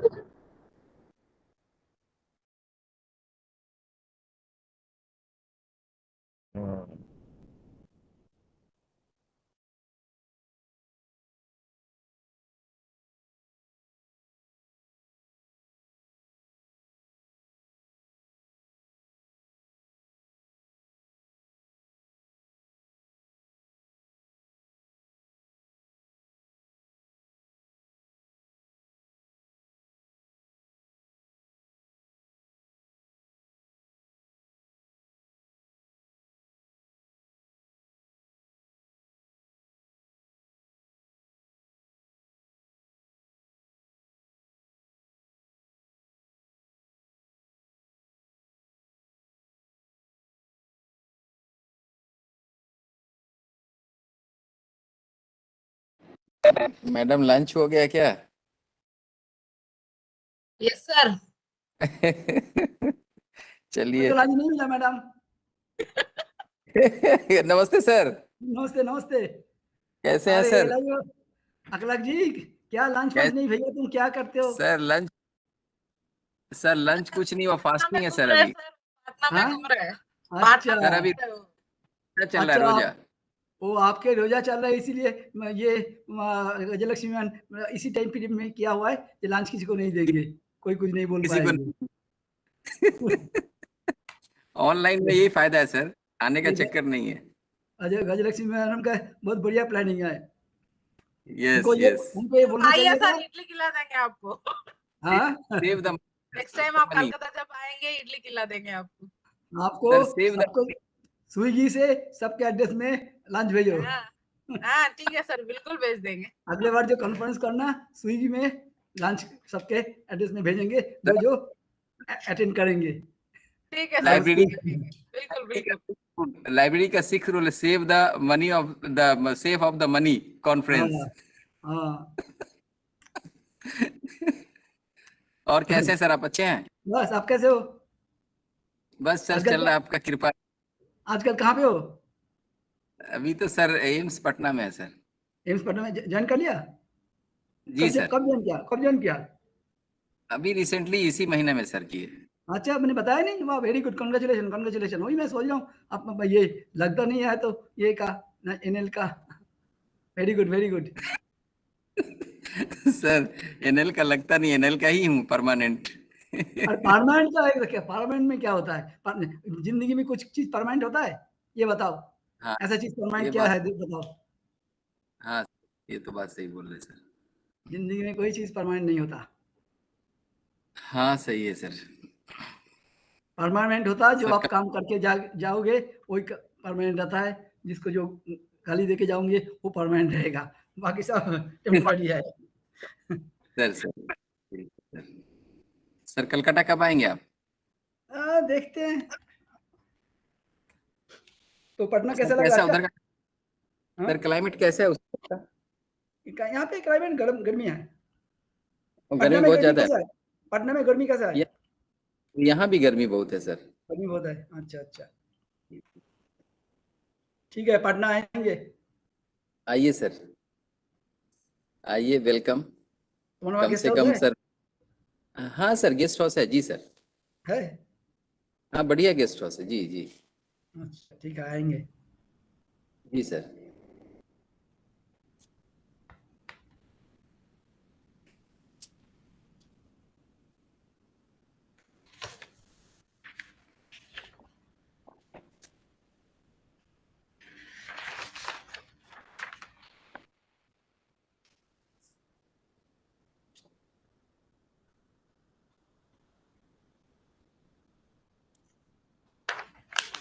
हमारे पार्थ सरदीदास कहाँ गया है?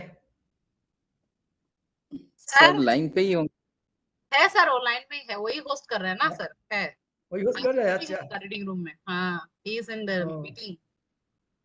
Okay.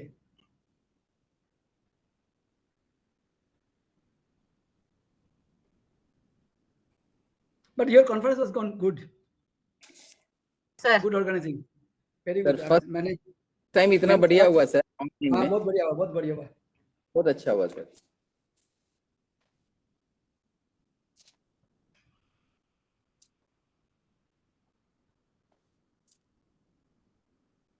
Madam का बहुत योगदान रहा, Gajalakshmi ma'am काफी मेहनत किए हैं। हाँ पूरा कोऑर्डिनेट करना मामूली बात नहीं है, पूरा एनर्जी लगाया मैडम ने। यस सर, पूरा कोऑर्डिनेशन इनका ही रहा बढ़िया से, एकदम सबको करके करना बहुत बड़ी बात है। अरे मैडम इज गुड ऑर्गेनाइजर, नशा में इतने सारे प्रोग्राम करना मैडम को एक्सपीरियंस है, तो ऑर्गेनाइज करने के लिए तो मैडम का तो वो ये यूएसपी है, मैडम का यूएसपी है ऑर्गेनाइजिंग प्रोग्राम्स। मैं तो ये एक्सपीरियंस करके दिया हुआ था, मेरे को कुछ भी प्रोग्राम ऑर्गेनाइज करना है गजलक्ष्मी को फोन करो, बता दो ये मुझे करना है चाहिए। आपके वजह से बहुत सारा हमको सीखने का गजलक्ष्मी मौका मुझे मिला, ये तो डांटेंगे, मानने का बात है। सारे काम मेरे को करना पड़ेगा, उन्होंने करो भाई करो, उसके बाद कर ही देते। Sir, with the permission of you, Dr. Chadda sir join किए, तो shall we start the program, Kumar ji? Chadha sir का फोन करके पूछो ना एक बार। ना सर ज्वाइन कर लिए। ओ कर लिया। Sanjay sir, shall we start the program?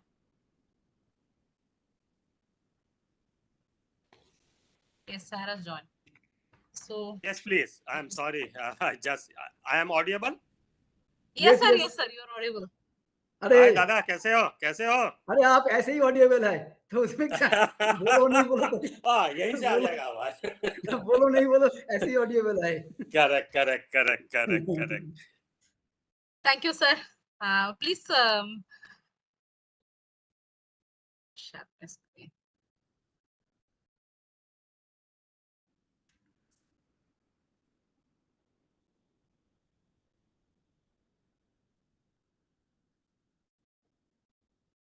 Good afternoon to one and all. I convey my sincere thanks to the participants. Without them, this conference will not come to this much end, and it's a very big success. Actually, we felt very happy and we honored as from CGLA. So now we are in the concluding session, the valedictory program. We have with us today our beloved Dr. Arun Kumar Chakravarti sir as a chief guest in the valedictory program.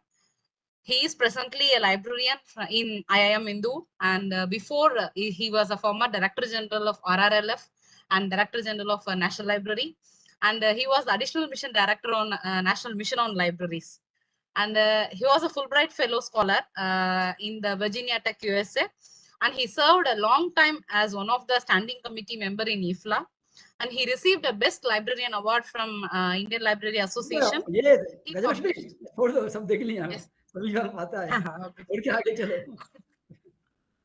So I extend my warm welcome to Dr. Arun Kumar Chakravarti sir. So we have with us Professor Dr. Ravinder Kumar Chadda sir. At present, he is the Tagore National Fellow, Ministry of Culture, and formerly he was Additional Secretary in Parliament of India. So on behalf of CGLA, I extend my warm welcome to you also, sir.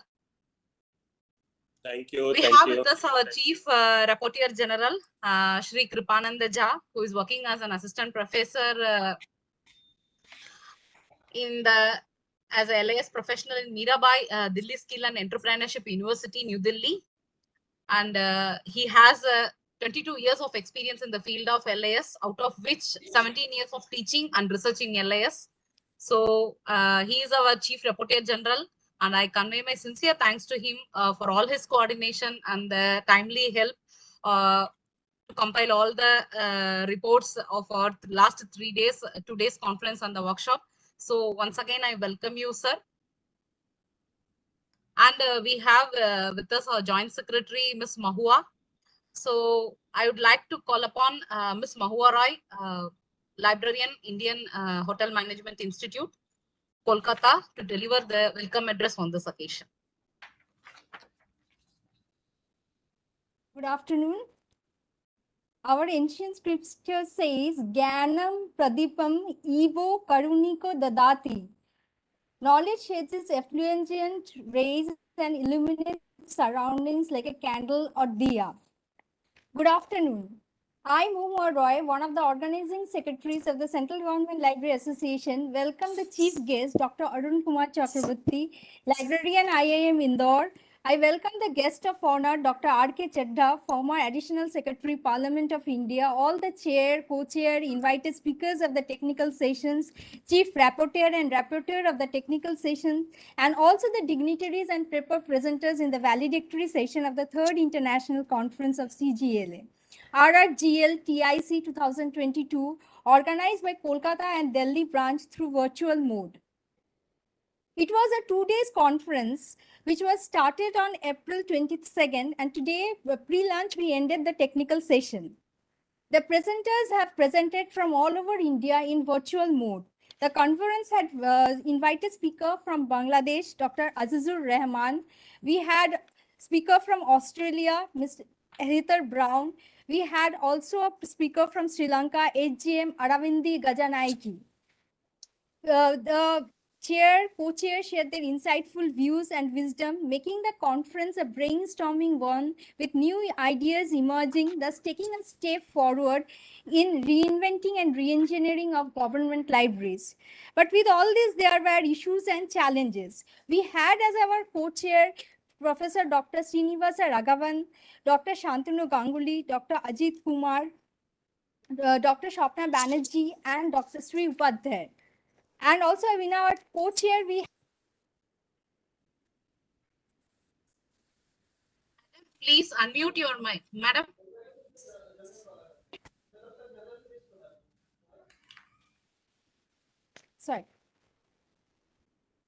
sorry, from where was it heard or it got unmute? It was unmuted. Please continue. Acha, okay. So I will just like to name the chairs which we had. I think from there only it got unmute. We had as our chair Dr. S. Srinivasa Raghavan, Dr. Shantanu Ganguly, Dr. Ajit Kumar. As a, then we had Dr. Shapna Bandhopadhyay, we had Dr. Sri Upadhyay, we had Sri Ramesh Kumar Goyal as co-chair, Dr. D.K. Pandey, Shiva Prasad Senapati. We also had Nutan Kumari as our co-chair, and this conference also had come up with issues and challenges, and we have seen Professor Dr. K.P. Singh. He had also given us some ideas on it, like where he had said that we need to have, the library professional needs to have innovative ideas and we need to go for innovative services. Professor Gaur had emphasized on the image makeover of the librarians and emphasized on creativity of the library professional. Each invited speaker had dealt on different topics, therefore opening the doorway to scholarly communication. The presenters had presented original papers which has been reviewed by the extreme reviewers. We had reviewers who like Bonnie Ghosh, we had Dr. Abhijit Chakraborty, we had Shanmay Ghosh, and all this had helped us in the review of the papers. The chair and the co-chairs at the end of each session shared their valuable insight, which were followed with question answers by participants as well as by the learned individual, which led to the emergence of new ideas. The 2 days conference has been successful, and we had an overwhelming response from the library professionals for all over India. We had almost 25 library presenters who had, someone had missed in the first session, but they had joined in the last session. And conference is can be done alone. We had a wonderful teamwork done by our CGLA team. Here I would like to bring out the names of someone, the ones who had an active role to play in making this a success. So first and foremost, I would like to thank the conference director, Sri Kumar Sanjay Sir, Director Library, Niti Aayog, New Delhi, the joint conference director, Dr. Partha Sarathi Das, ALIO, National Library of India, Kolkata, the conference treasurers, Sri Krishanu Chattopadhyay, ALIO, National Library of India, Kolkata, Sri Aklak Ahmad, ALIO, National Library of India, Kolkata, the publication committee, Dr. Gauri Bandhopadhyay, ALIO, Geological Survey of India, Kolkata, Sri Shanmoy Chakraborty, ALIO Chittaranjan National Cancer Institute, Kolkata, Sri Ganesh Gorai, ALIO Chittaranjan National Center Institute, Kolkata, Sri Vikas Kumar, LIO Election Commission of India, New Delhi, Sri Rakesh Kumar Pad, ALIO Department of Administrative Reforms and Public Grievance, New Delhi, Rapporteur General Dr. K. N. Jha, Assistant Professor, Mirabai Polytechnic Institute, New Delhi, Dr. Snikta Nashkar, the Assistant Professor, Rabindra Bharati University, Conference Chairs, Dr. Ajit Kumar, LIO and Head of Library, Nehru Memorial Museum and Library, New Delhi. He was also our chair for one of the sessions. Dr. Chittaranjan Patra, ALIO, Retired Indian Museum, Kolkata. Conference Convener, Sri Mukesh Kumar, LIO, Election Commission of India, New Delhi. Joint Conference Convener, Sri Shuvalakshmi Patnaik. Media and Publicity Committee, Sri Ganesh Chandra Haldar. ALIO, Satyajit Ray Film and Television Institute, Kolkata. Ms. Shampa Das, Scientist E and Head, Library Information and Publication Division, Indian Institute Tropical Meteorology, Pune. Sri Malay Haldar, LIA, Geological Survey of India. Sri Satya Prakash, LIA, Ministry of Labor and Employment, New Delhi. And the first and foremost, and not to end without telling that Dr. E. Gajalakshmi has put in a relentless effort in making this a success, along with Dr. Partha Das and Sri Kumar Sanjay sir, who has all put in their relentless effort to make this a success. The conference can be declared a success, and with this opening remarks, I declare the valedictory session open. Thank you, Ms. Mahua. So I would request our chief guest, Dr. Arun Kumar Chakraborty, librarian, IIM Mendu, to deliver the valedictory address on this occasion. Okay, good afternoon.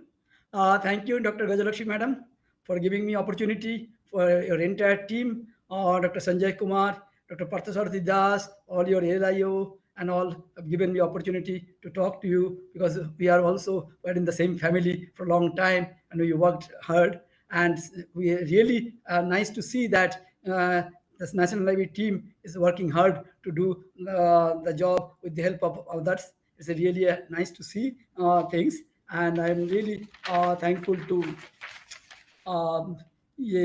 Dr. R.K. Chadda, who is on the dais also, because here dais we cannot see, but still he is in the dais. We have to take it like that. And then Chief Rapporteur General Sri Kipal Nando Jha, and then Mr. Vikas Kumar ALIO, and all other members who are there. And really also thankful to this all organizers, organized the different lectures or chairpersons, like beginning started with the our Dr. Professor K.P. Singh. He has delivered a very good address. I had heard of them. I heard his lecture, and then Dr. Our Ramesh Kumar Gaur, he also gave a good delivery lectures. And these things, I'll just come to this point because they have given a very good insight into it, especially our professor, what you called the Delhi University Professor Sir. He has given a very good insight into it. So that is why I'm just telling that Professor K.P. Singh has given insight. Generally, what is a valedictory program? So I was thinking that valedictory program means is that in a most of the organized seminar where physically present people, the people have already packed things and already gone. Only on the dais people are there, and the other tube light organizing people who want to close down the things, they are there. So that becomes the valedictory program of the most of the places.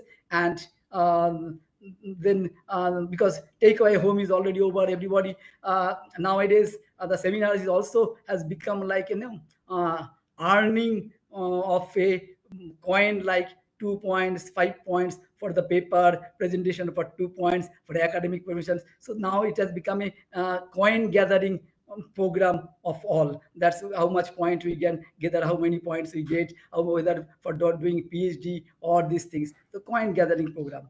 But that is good. That's one of the points we need to have these things. But CGLA, Central Government Library Association, it has to have a different kind of role. That's the most of the important part of that. That's because this program is not for the coin gaining session.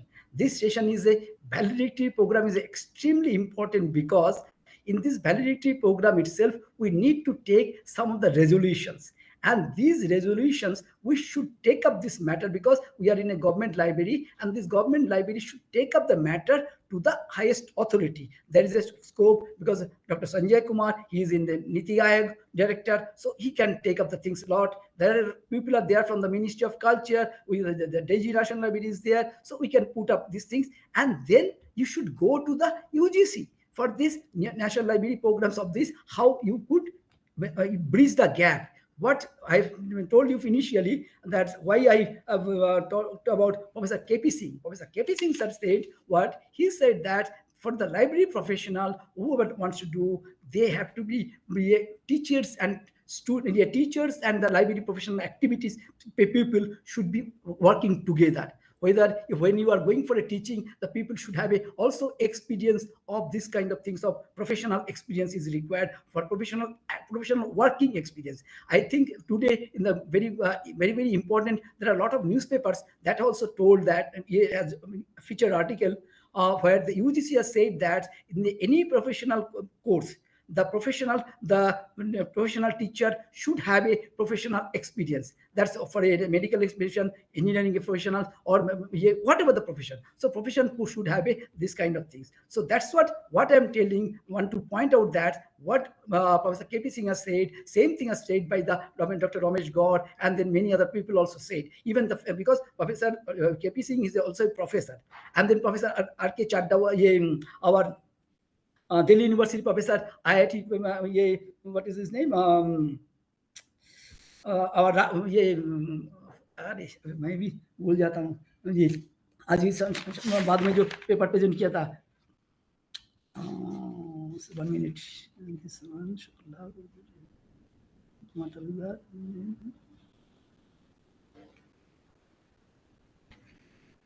RK Bhatt. So all these Delhi University, all the people are telling that. Huh? RK Chadda, huh? Delhi University head. What is his name? Shailendra or RK Bhatt? Shailendra. और IIT में था RK Bhatt. I was RK Chadda को देख के Bhatt. So RK Bhatt, he has also given a student presentation. So he also knows that what is a very important for teaching purposes, why it is required, the experience certificate. So these are the very important point. What is being told by these people, I think I requested Dr. Garjyalakshmi and the entire team with Sanjay Kumar, jot down 7, 8, 9 points, 8 of the 9 points of the important features, and then just write down and give an annexure of that and send to the even to the UGC chairman and all the secretaries and all the different departments. It was happening earlier. Whenever there is a validity program, the people used to write a resolution and these things. But now this has changed because during that time the point collection was not there. The people, some people were there up to this ILA, ISLIC, these are the conferences. The there to writing this resolution. So this central government library association, ISLIC, ILA, they need to write a resolution, and the resolution should be very point wise and should be adjective. See, you know that Dr. Chadda is there. He has taken up a lot of things when we are the different points and all. He was a parliamentary additional secretary. He took the things in a different point. That's what so many benefits, whatever we are getting. You may not see that direct benefit we are getting, but all this benefit because these people have did hard work. Whenever they were there, they tried their level best to do the things for the profession. So, and actually at present the profession is in a very in a state. We are in a just across the wall. देवाल में हमारा पीठ लग गया. So now we have to work together for all the people, our faculty, students, teacher, everyone, because it is not very easy. They see the faculty members, you will find that a lot of new universities are coming, but they're not of the new library science courses are coming. You will find that a lot of the library science courses department, they have got reduced their intake. The students are not coming, or some of the courses are getting closed. So these kind of things, that means we have to work together, library, because see, nowadays there is a knack. So the department has to show that how many students are getting job and what kind of position they are getting. So those are the things important. So we have to, whatever differences we can have in the library, in the say working in the library, we have some kind of a competition, but that competition should not affect the profession. That's what I'm telling. We have a competition, we have a different things we always face, but this kind of things, it should not it should not create a problem for us for that purpose. So these were the things I want to mention, that we the library profession has to work together very hard, and very important part of that, until unless we bind together, we work hard together, we unite together, we will not able to reach the goal. And now you people are young, we are old, there's no problem, that is, but still, see, if you want to take up the profession for next 40 years, 25, 40 years, so you have to think that how you could do it, and that way you have to do aggressive. So Central Government Library Association, it is a platform. So this platform has to be used, because a person alone cannot take any of the problem to the higher authority. It's not possible, because if you take it any problem of your own problem to the higher authorities, become difficult. When it is a multiple cumulative problem by all of us, then these problems you can take up by the association, different associations, and together. And if you take up the togetherness, that has got effective. Until this effectiveness, that will not be there. That is why earlier you see that we fought the other people, that and all fought. That's what in this up to 6th pay commission, the library professionals were in a very, very good positions. All that from the 6th, 7th positions, they were retired, and all the people could not. We could not represent that way, that kind of things. So that are the things we have to take up the matter. Until unless we can reach to those people, we're not able to. So I am not going to give you any knowledge gain or these things. And we know everyone is required point. I'm not telling that point is not required. That's point you should collect. But in the validity for the Central Government Association, we should not take it that say, yes, we came from the college library, presented the paper, and then this is closed down. It is not like that. We have to work together. That means after the validity, your work starts, and everyone wants to start there. That's what I'm telling. It is a beginning of the program. So that's what my thing. Thank you very much for giving me opportunity. I'm really thankful to all of the organization. I am sure that with the Dr. Kamal Sanjay behind your bar, and that Dr. Parthasari Das, he's also very active.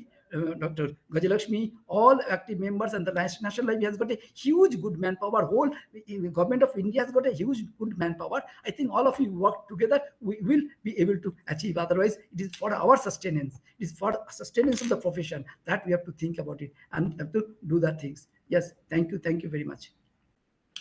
Thank you so much, sir, for your inspirational talk. We will take your words as a inspiration, and definitely we will contribute more and more for this profession. Thank you once again, sir.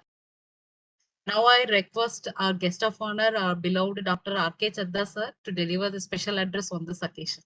Sir. Thank you, Dr. Gajalakshmi. Am I audible? Yes, okay. Sir. Yes, sir. Thank you, Dr. Gajalakshmi, dear Arun, and your wonderful team. I can see Aklak there, I can see Partha, Shiva, and the whole team of CGLA. In fact, it's my privilege and honor that you have given me this opportunity to talk to you. In fact, you know, I always want to talk to my fellow professionals for various reasons. And the biggest reason is we have to, and you have selected a very, very appropriate topic, reinventing the libraries, re-engineering the libraries. Today, if you look into the dying industries, there is a list from the US government where they have mentioned top 25 declining or dying industries. And library is number 2 in that. Which is number 1? The number 1 is tape, the videotape library or videotape exchange, this thing. So imagine that at what position we have reached. It is not that dying means that it will be dead organization or it will be closed. It means that you are not getting the jobs at senior level. You are not being recognized at the higher levels. And this survey, the findings are on the basis of the job requirements in US government or in US at large. That means the librarian's position in US is declining day by day. New jobs are not coming and the jobs are not well paid and jobs are very risky. Now let us look into Indian situation. I'll give you example of central government. There was, when I joined the profession, we had a wonderful team of central government librarians, the Planning Commission, Central Secretariat Library, Ministry of Industry, Electronics, NIC. It was a huge team. Ministry of VK Jan, MK Jan, they all, there was a big team who were working for the government, who were involved in policy making about libraries. Along with national education policy, a library policy was also published. It also came up, Dr. D.P. Chattopadhyay committee report. But today, where we are, I don't see those big names or those big positions in central government. Why and where it has gone? See, we are living in a disruptive era. What is this disruptive era? It is an era where new things come and old things are forgotten. Take the example of Uber. Now, Uber, people have forgotten that black and white taxis. Even when I came to Calcutta, black and white taxis were almost missing, and which was major part of Calcutta long back. So, if we don't change with time, we will disappear. We will disappear doesn't mean, again, I don't take it disappear in the true sense. In the sense, our positions will reduce, our jobs will be not that well paid. So that position will come.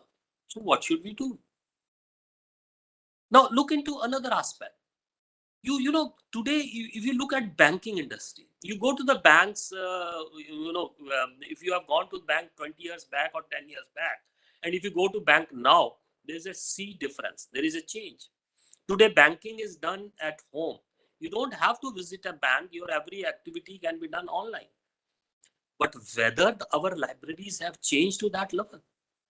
Have we reached to that level that people appreciate the information what we are providing to them? So what has to be done? Now, I was listening to, the few sessions of CGLA as well. What has happened? What we have done?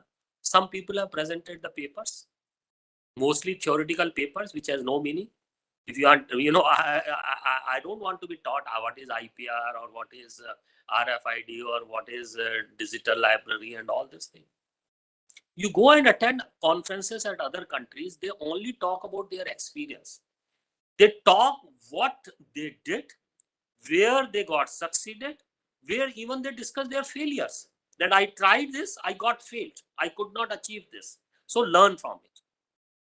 Where is the sharing among Indian librarianship? The first factor where I differ with our teachers is that library is not a technical organization. Library is a service organization. Our job is not classification and cataloging. Our job is service. For giving the service, what we do is none of readers' business. What we do, they are not bothered. It is our problem. What we are doing actually is spending our 80% or 90% of time in technical things or administrative things and hardly any time for the service, which has to be reversed. 90% of time should go to the service and 10-20 should go to, like 80-20 principle has to be reversed. That's more important. So let us share what we are doing, how we are doing, and how we will learn, this, how we'll get the new ideas. The ideas always come from reading. All successful people in the world, whether it is Mark Zuckerberg, whether it is Bill Gates, or whether this Amazon fellow, Ben Jones, anybody you talk, or even your Mukesh Ambani, they all are ferocious readers. They read books like anything. They go through the current information. How many of us are up to date? How many of us are reading? So what is important? We have to read. We have to update ourselves. See what we can do, where we can change. Technology is new for everybody. You know, today, if I am a totally technically illiterate, like I don't technically illiterate means I don't know much of computer and all. But the moment my child goes abroad, I will learn everything. I learn how to talk, how to make a video call, how to WhatsApp and all these things. So I have all the potential, but I don't learn. How many of us have practiced with the various software which are available free of cost, which are open source software? But it's not necessary that you have to implement in your library. At least you should know what is it. Play with it. Spend time with it. How many of us are doing that? How many of us are, there are so many new things which libraries can now pick up. Now we have to be out, see, the word is such where if you don't change today, you are out from your business. There was a study recently which said that 80% of our engineers are not employable in modern industry. That means the whole lot of engineering colleges which are churning out so many engineers, they are not 80%, 90% of them are non-employmentable. They cannot be employed in the modern jobs. So that is the status of our education system. And library science is not away from that.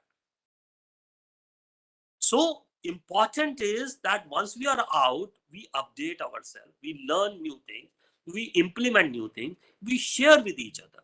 How many of government libraries are sharing? How many of you as a CGLA group members have sat together and thought of new services, what can be given in the country? How to save your government libraries and bring your position to a particular level? Everybody is doing the way, in their own style, in their own way. And so many options are there. People say, कि साहब क्या है library में तो वही है. It is not. You have number of opportunities today. Now I can give you 100 of examples. Organize intellectual output of your organization. Your government offices are bringing out certain intellectual things. What about your archives? Information about your own organization is not available anywhere. Research output should be measured. You should able to provide, participate in various kind of institutional activities. Be webmaster of your institute. Now in parliament, we did this, that we became the, the computer center of library became the computer center of the organizations. We computerized the whole parliament. Locate the material on open access and provide to your users. Create alert services. Close all these old services. Prepare digests. Create knowledge portals. So many things can be done. Only thing is we have to sit together. We have to discuss with each other. We have to find out how to do it, what we can do, what new activities can be done. And that should be implemented one after another. And what is most important is feedback. We must regularly get feedback from our people, our users, our readers, our officers, our bosses. A librarian has to be a person who thinks very differently. You don't think like others. You have to be a creative. Every day has to be a new day. Mark Zuckerberg said that you should wear tie in office. What does he mean by this? That you should not come in the office, chalo yaar, office jana, oh my God, tomorrow I have to go to office. No. You should come smart enough, well dressed. You should be a creative for every day. Every day is a business day. You should be creative. Be visionary. Keep on inventing. Keep on every day, find out new things. This is what is librarianship. Librarianship is not that I come and do classification, cataloging, few services here and there. That won't serve your purpose. So what I want you should do as a senior professional, as a professional who has served for almost 40 years, I would like to advise that you as a team sit together.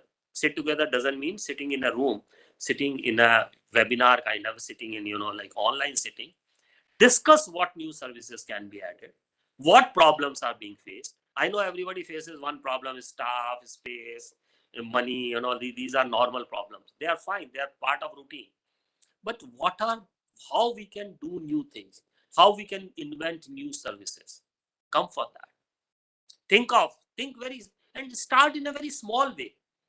First, you learn yourself, start in a small way, and then you can implement it in a big way. And that's how the thing should change. That's how the life has to be changed. And please believe me, if we don't change, as you said, reinventing, if you don't reinvent, we will die. But take my words, next generation library is going to be very important. Libraries are going to gain a lot of position, lot of importance. They will become very important part of any organization in future if we change. And with that words, I really thank you all for giving me this opportunity, for making me part of the seminar. Because it was a really nice of you to have this kind of get together, these kind of seminars. But plan it in a very different way. Don't plan, as Dr. Chakravarti said very clearly, Arun said very nicely, here you're not getting the numbers. You don't have to get 2 numbers or 3 marks or 4 marks.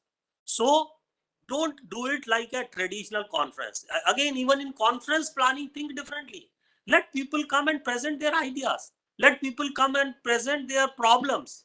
Let people come and present their new concepts. Maybe they may look very odd in the beginning. So please think in a different way. Please plan your conference differently. With that, I thank you very much. Thank you all.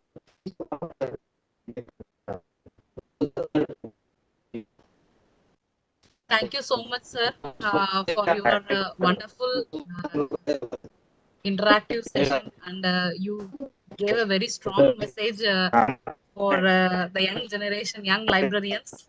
So we try to follow, sir.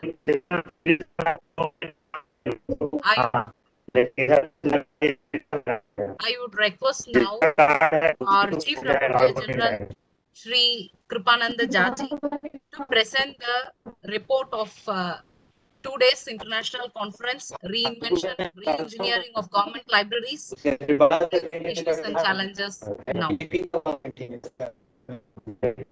Thank you, Gajalakshmi.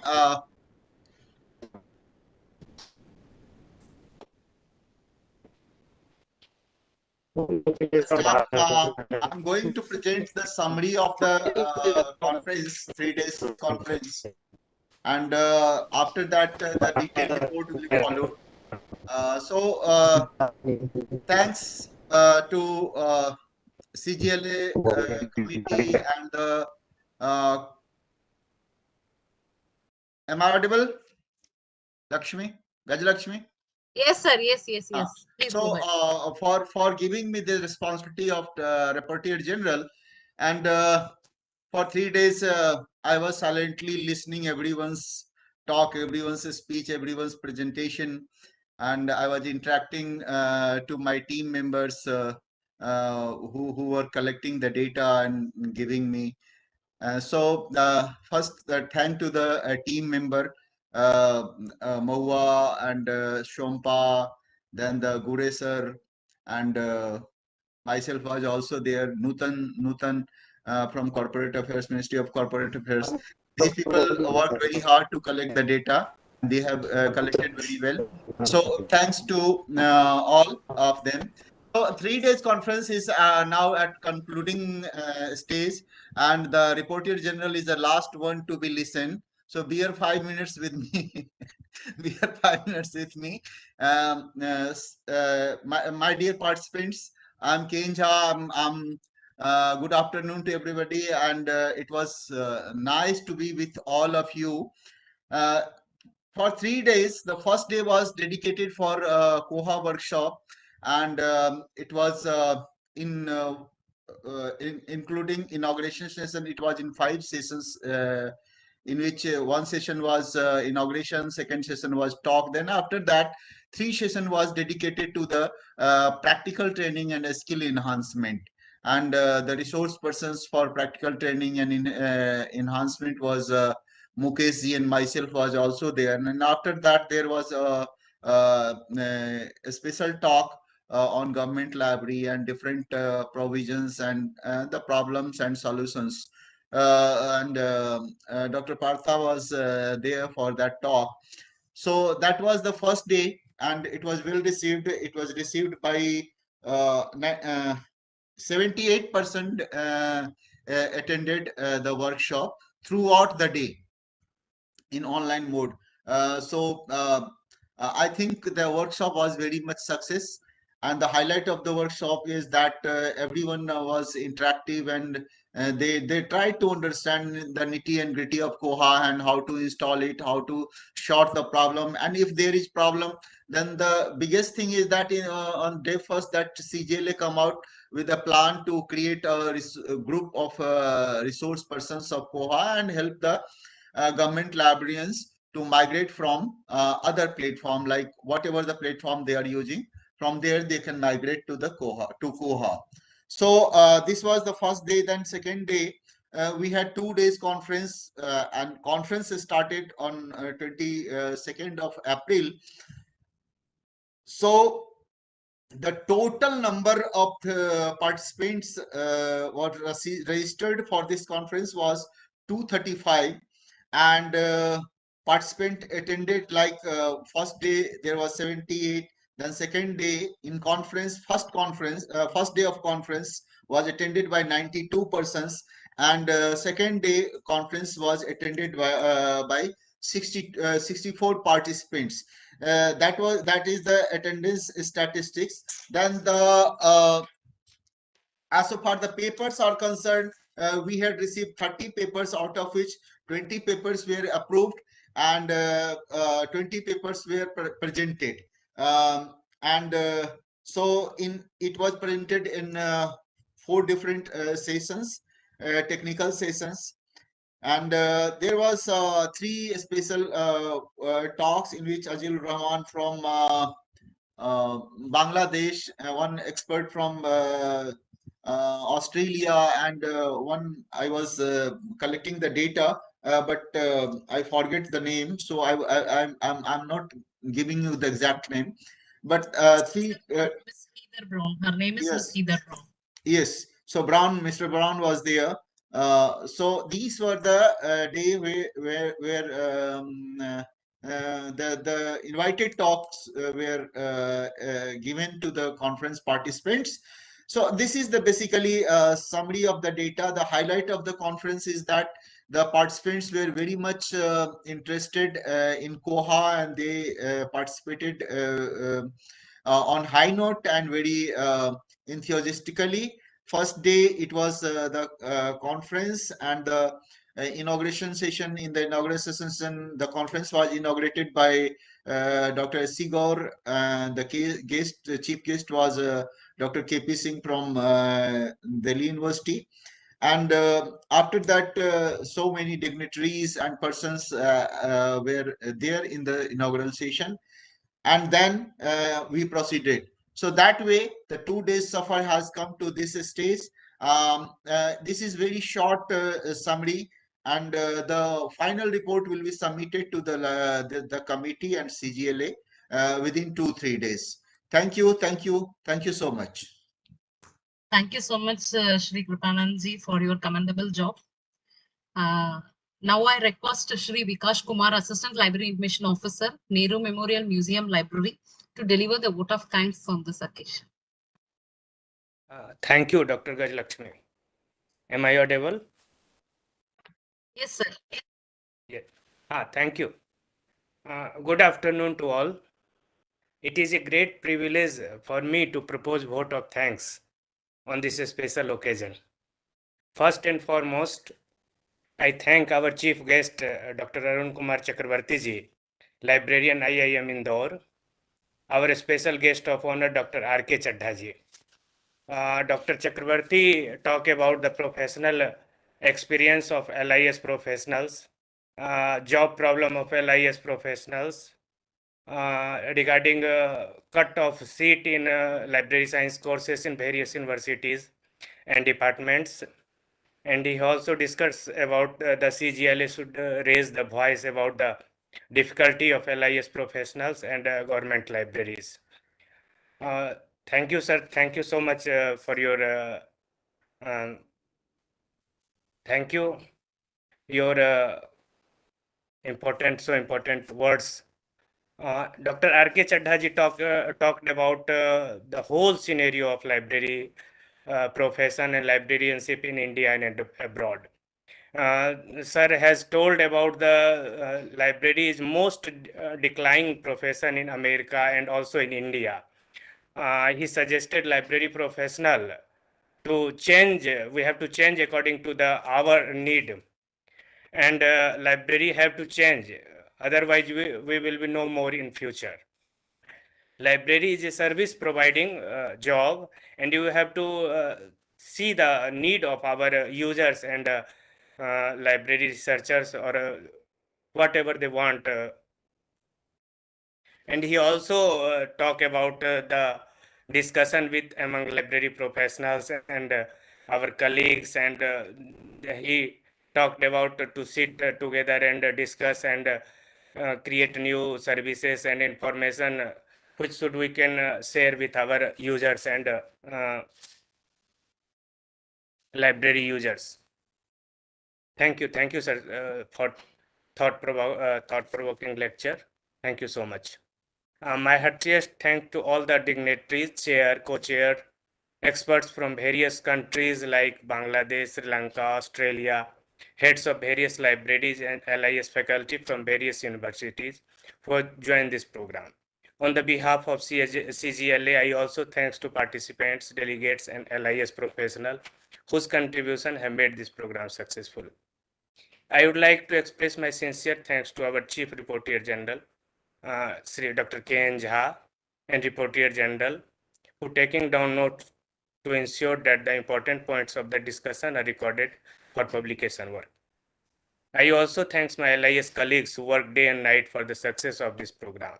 My special thanks to Partha ji, Dr. Gajalakshmi, Mahua ji, Sompa ji. They have hard worked for the success of this conference. My sincere thanks to Dr. Kumar Sanjay ji, Dr. A.K. Suman ji, Dr. Ajit Kumar ji for their continuous guidance and support. I would like to thank Mukesh Kumar ji, LIU Election Commission, and he for the workshop on Koha. I thank to entire people who work associated directly or indirectly for success of this program. Thanks for your kind attention. I also thanks our moderator, Nitu Kumari, Miss Nitu Kumari ji, Nutan Kumari ji, sorry, Nutan Kumari ji, Dr. E. Gajalakshmi, Miss Geeta Yadav. I would like to thank CGLA Kolkata and Delhi branch to choose organize conference on such a contemporary issue. एक बार फिर से सबका तहे दिल से आभार, शुक्रिया, धन्यवाद, नमस्कार. Thank you so much, Vikas ji, for your wonderful vote of thanks. So, with the permission of the chair, here we declare the conference will be very successful and it will be grand success. It was. So we conclude this conference with the thanks to all the guests and guests of honors and honored people and the delegates. Thank you once again on behalf of CGLA. Thank you, sir.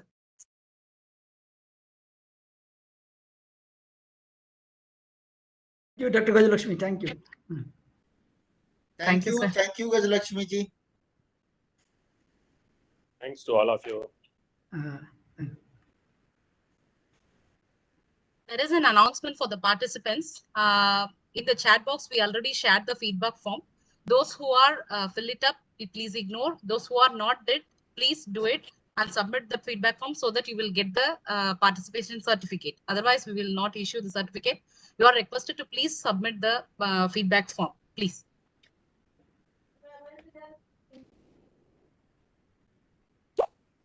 Thank you, Madam ji. Madam, thank you. Partha ji, thank you. बहुत बढ़िया रहा, बहुत बढ़िया. Wonderful. सबका कृपा है. Thank you. लोगों की पार्था जी की और गजलक्ष्मी जी. मैडम ने, पार्था जी ने बहुत एफर्ट्स लक्ष्मी जी ने बहुत किया एफर्ट. ये सारा सक्सेसफुल सक्सेसफुल का क्रेडिट मैडम को और पार्था जी को जाता है दोनों। हाँ बिल्कुल बिल्कुल। हमेशा टीम वर्क सक्सेस होता है। ये हमारा जो चीज है ना, ये हम लोग का, ये जो हमारा सर है अरुण जी हमेशा बोलता है, कभी भी कोई भी चीज हो, अगर टीम होके टुगेदर, जैसा बोला था वैसा अगर टुगेदर करेंगे तो बिल्कुल सक्सेस होता है। ये सर का ही मंत्र है, तो हम लोग सर से सीखा ये आप चीज। हमारे टीम के लीडर थे, हमारे टीम के लीडर थे, और आपके आप लीडरशिप जो बहुत बढ़िया अपॉर्चुनिटी रहा। दी है, तो really we I am honoured actually. Thank you so much. Thank you ma'am, thank a पाता जी कुछ बोल रहे क्या? अरे माइक आवाज ऑन करके बोलो यार सर जी।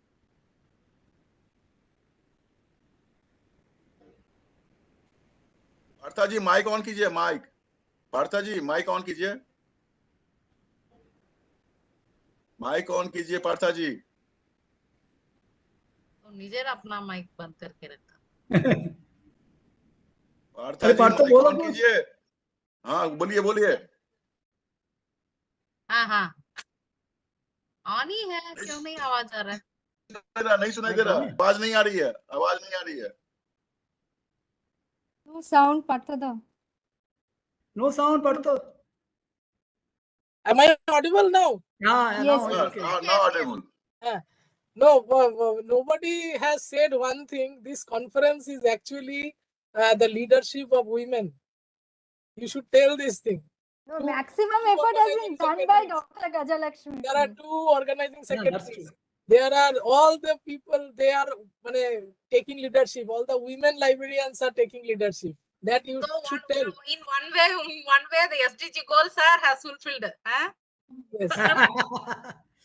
नारी शक्ति को सलाम। हाँ, वोमेन एम्पावरमेंट यहीं पे शो होता है। We must thank Uma Sanjay sir only for this, because Planning Commission only implementing the SDG goals 2030 to all over India. So really we must thank our conference chair for this. I have a suggestion. All the conference team is here, so we can meet one day offline and have some tea or snacks for the grand success. I invite you all to my library. Sir हम लोग तो नहीं आ पाएंगे कलकत्ता, तो T और snacks के लिए हम लोग ऑनलाइन हो जाएंगे। स्विगी कर देंगे। ऑनलाइन हो जाएंगे सर, ऑनलाइन हम लोग को टी और स्नैक्स दे दीजिएगा सर ऑनलाइन में। आप लोग वर्चुअली ऑन कर दीजिए, माने virtually will join and see that we are enjoying. Swiggy से भेज दो, स्विगी से भेजो। Partha will give coach and Partha जी हाँ सर बोलिए। हाँ, चड्ढा साहब ने सही जो अपने रिमार्क्स में उन्होंने बोला, कुछ ना कुछ हम लोग को ये चीज करना है। देखिए सर, जैसे आप कोहा को ही लेकर के हम लोग चल रहे हैं, अगर तो कोहा को मेरा एक सर मुकेश जी, एक मेरा एक सजेशन है। अभी तो देखिए ऑनलाइन में भी हम लोग एक बढ़िया से एक वर्कशॉप डिजाइन कर सकते जी। जो अभी देखिए एक दिन तो वर्कशॉप था, बहुत सारा चीज हम लोग मान लीजिए आप भी बहुत सारा नहीं कर पाए, हम नहीं कर पाए, पूरा नहीं कर पाए हम। इसको आप थोड़ा ज्यादा दिन का सोचिए, ऑनलाइन ही होगा वर्कशॉप। बिल्कुल। हाँ, तो we will host that workshop for you, ठीक है। इसको ना माने जितने भी मॉड्यूल्स हमने भी जो किया 2 घंटे में, माने बहुत सारा चीज हमने नहीं कर पाए उसमें कवर। और कुछ लेक्चर्स में मैंने सोच रहे थे, लाइक आउटरीच एक्टिविटीज कैसे करना है, सोशल मीडिया कैसे मेंटेन करना है, तो these also activities or how to create dynamic web pages for the libraries especially. ये भी एक आप रख सकते हो। पार्था जी एक मूवमेंट तो हो सकता है, जो हम लोग हर एक इंडिया में जितने भी लाइब्रेरीज हैं जो जिसको कनेक्ट हो सकते हैं, और वहाँ पे हम कोहा इम्प्लीमेंट फ्री ऑफ कॉस्ट हम लोग वहाँ पे इम्प्लीमेंट कर सकते हैं, ट्रेनिंग एक डिवीजन क्रिएट कर सकते हैं, ये सब चीज हो सकता है सर। तो अगर और इसमें क्या होगा, हम ट्रेनिंग भी दे सकते हैं वहीं पे जाकर के, माने वहाँ पे ऑन साइट इंस्टॉलेशन कर सकते हैं। तो ये चीज थोड़ा सा आईटी फील्ड में ये डेवलप होगा, इस चीज को कॉन्सेप्ट, ये बहुत जरूरी है sir. That we can give our representation to government of India. We are interested to extend these kind of services on behalf of CGLA. So we can share these informations with the valuable key points as previously said by our Arunji. So we can do this.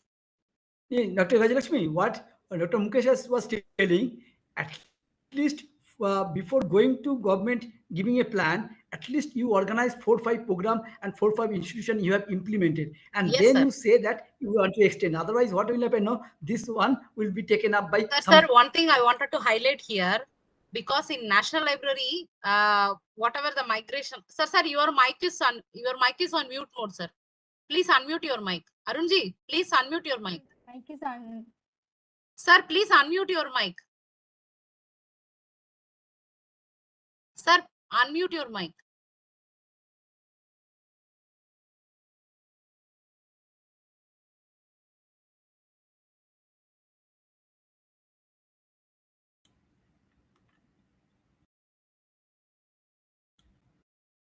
Sir? Yes, tell me. We didn't hear your voice actually. It was Okay. mute. What I was telling that, see, Dr. Mukesh Kumar, what you have said that if you start the working, at least 4-5 places, if you workshop, do and implement 4-5 institutions, then only you can pick up for the other. Otherwise, what you know, it will be taken up by somebody else. They will take, you design this one. So he's rightly pointed out that I wanted to add it. something. Whatever you said is right. Mukesh only helped National Library on the part of migration, and we successfully migrate our data, 14.5 lakhs data without any data loss, and we already hosted in the OPAC also. So he only helped us. So behind, that's what I'm telling. He also worked in Niti Aayog also already, and he is incorporating the data from Ministry of Corporate Affairs also. Already he is working in 4-5 institutions parallelly, and he succeeded also. Even in the Election Commission of India also, he already implemented those things. I think then you should take up these things. This background we can give a representation to ministry. Exactly. So already it's in the pipeline, sir. Okay, that's good. I think we'll also take help from Dr. Mukesh Kumar. Sure. For us. Because I really, also he's very helpful, like sir. only When we, myself and Partho, when we start the migration in National Library, really he extended his help at extreme level, and even in night 2 o'clock we worked together. Yes. He is sitting in Delhi and we are sitting Thank in you. Kolkata. We are connecting over mobile and all, sir, and really he cooperate with extreme level, and so that only we can migrate the data within this much of short span of time. Because National Library have a huge data, sir, not like this any one library can have. So 14.5 lakh bibliographical records we migrated with the help of Mukesh ji and NVLI team. Okay, good. Thank you. Our sincere thanks to Mukesh ji also in this time. Thank you, ma'am. Thank you. I am always, ma'am. I am always 24/7, ma'am. No problem.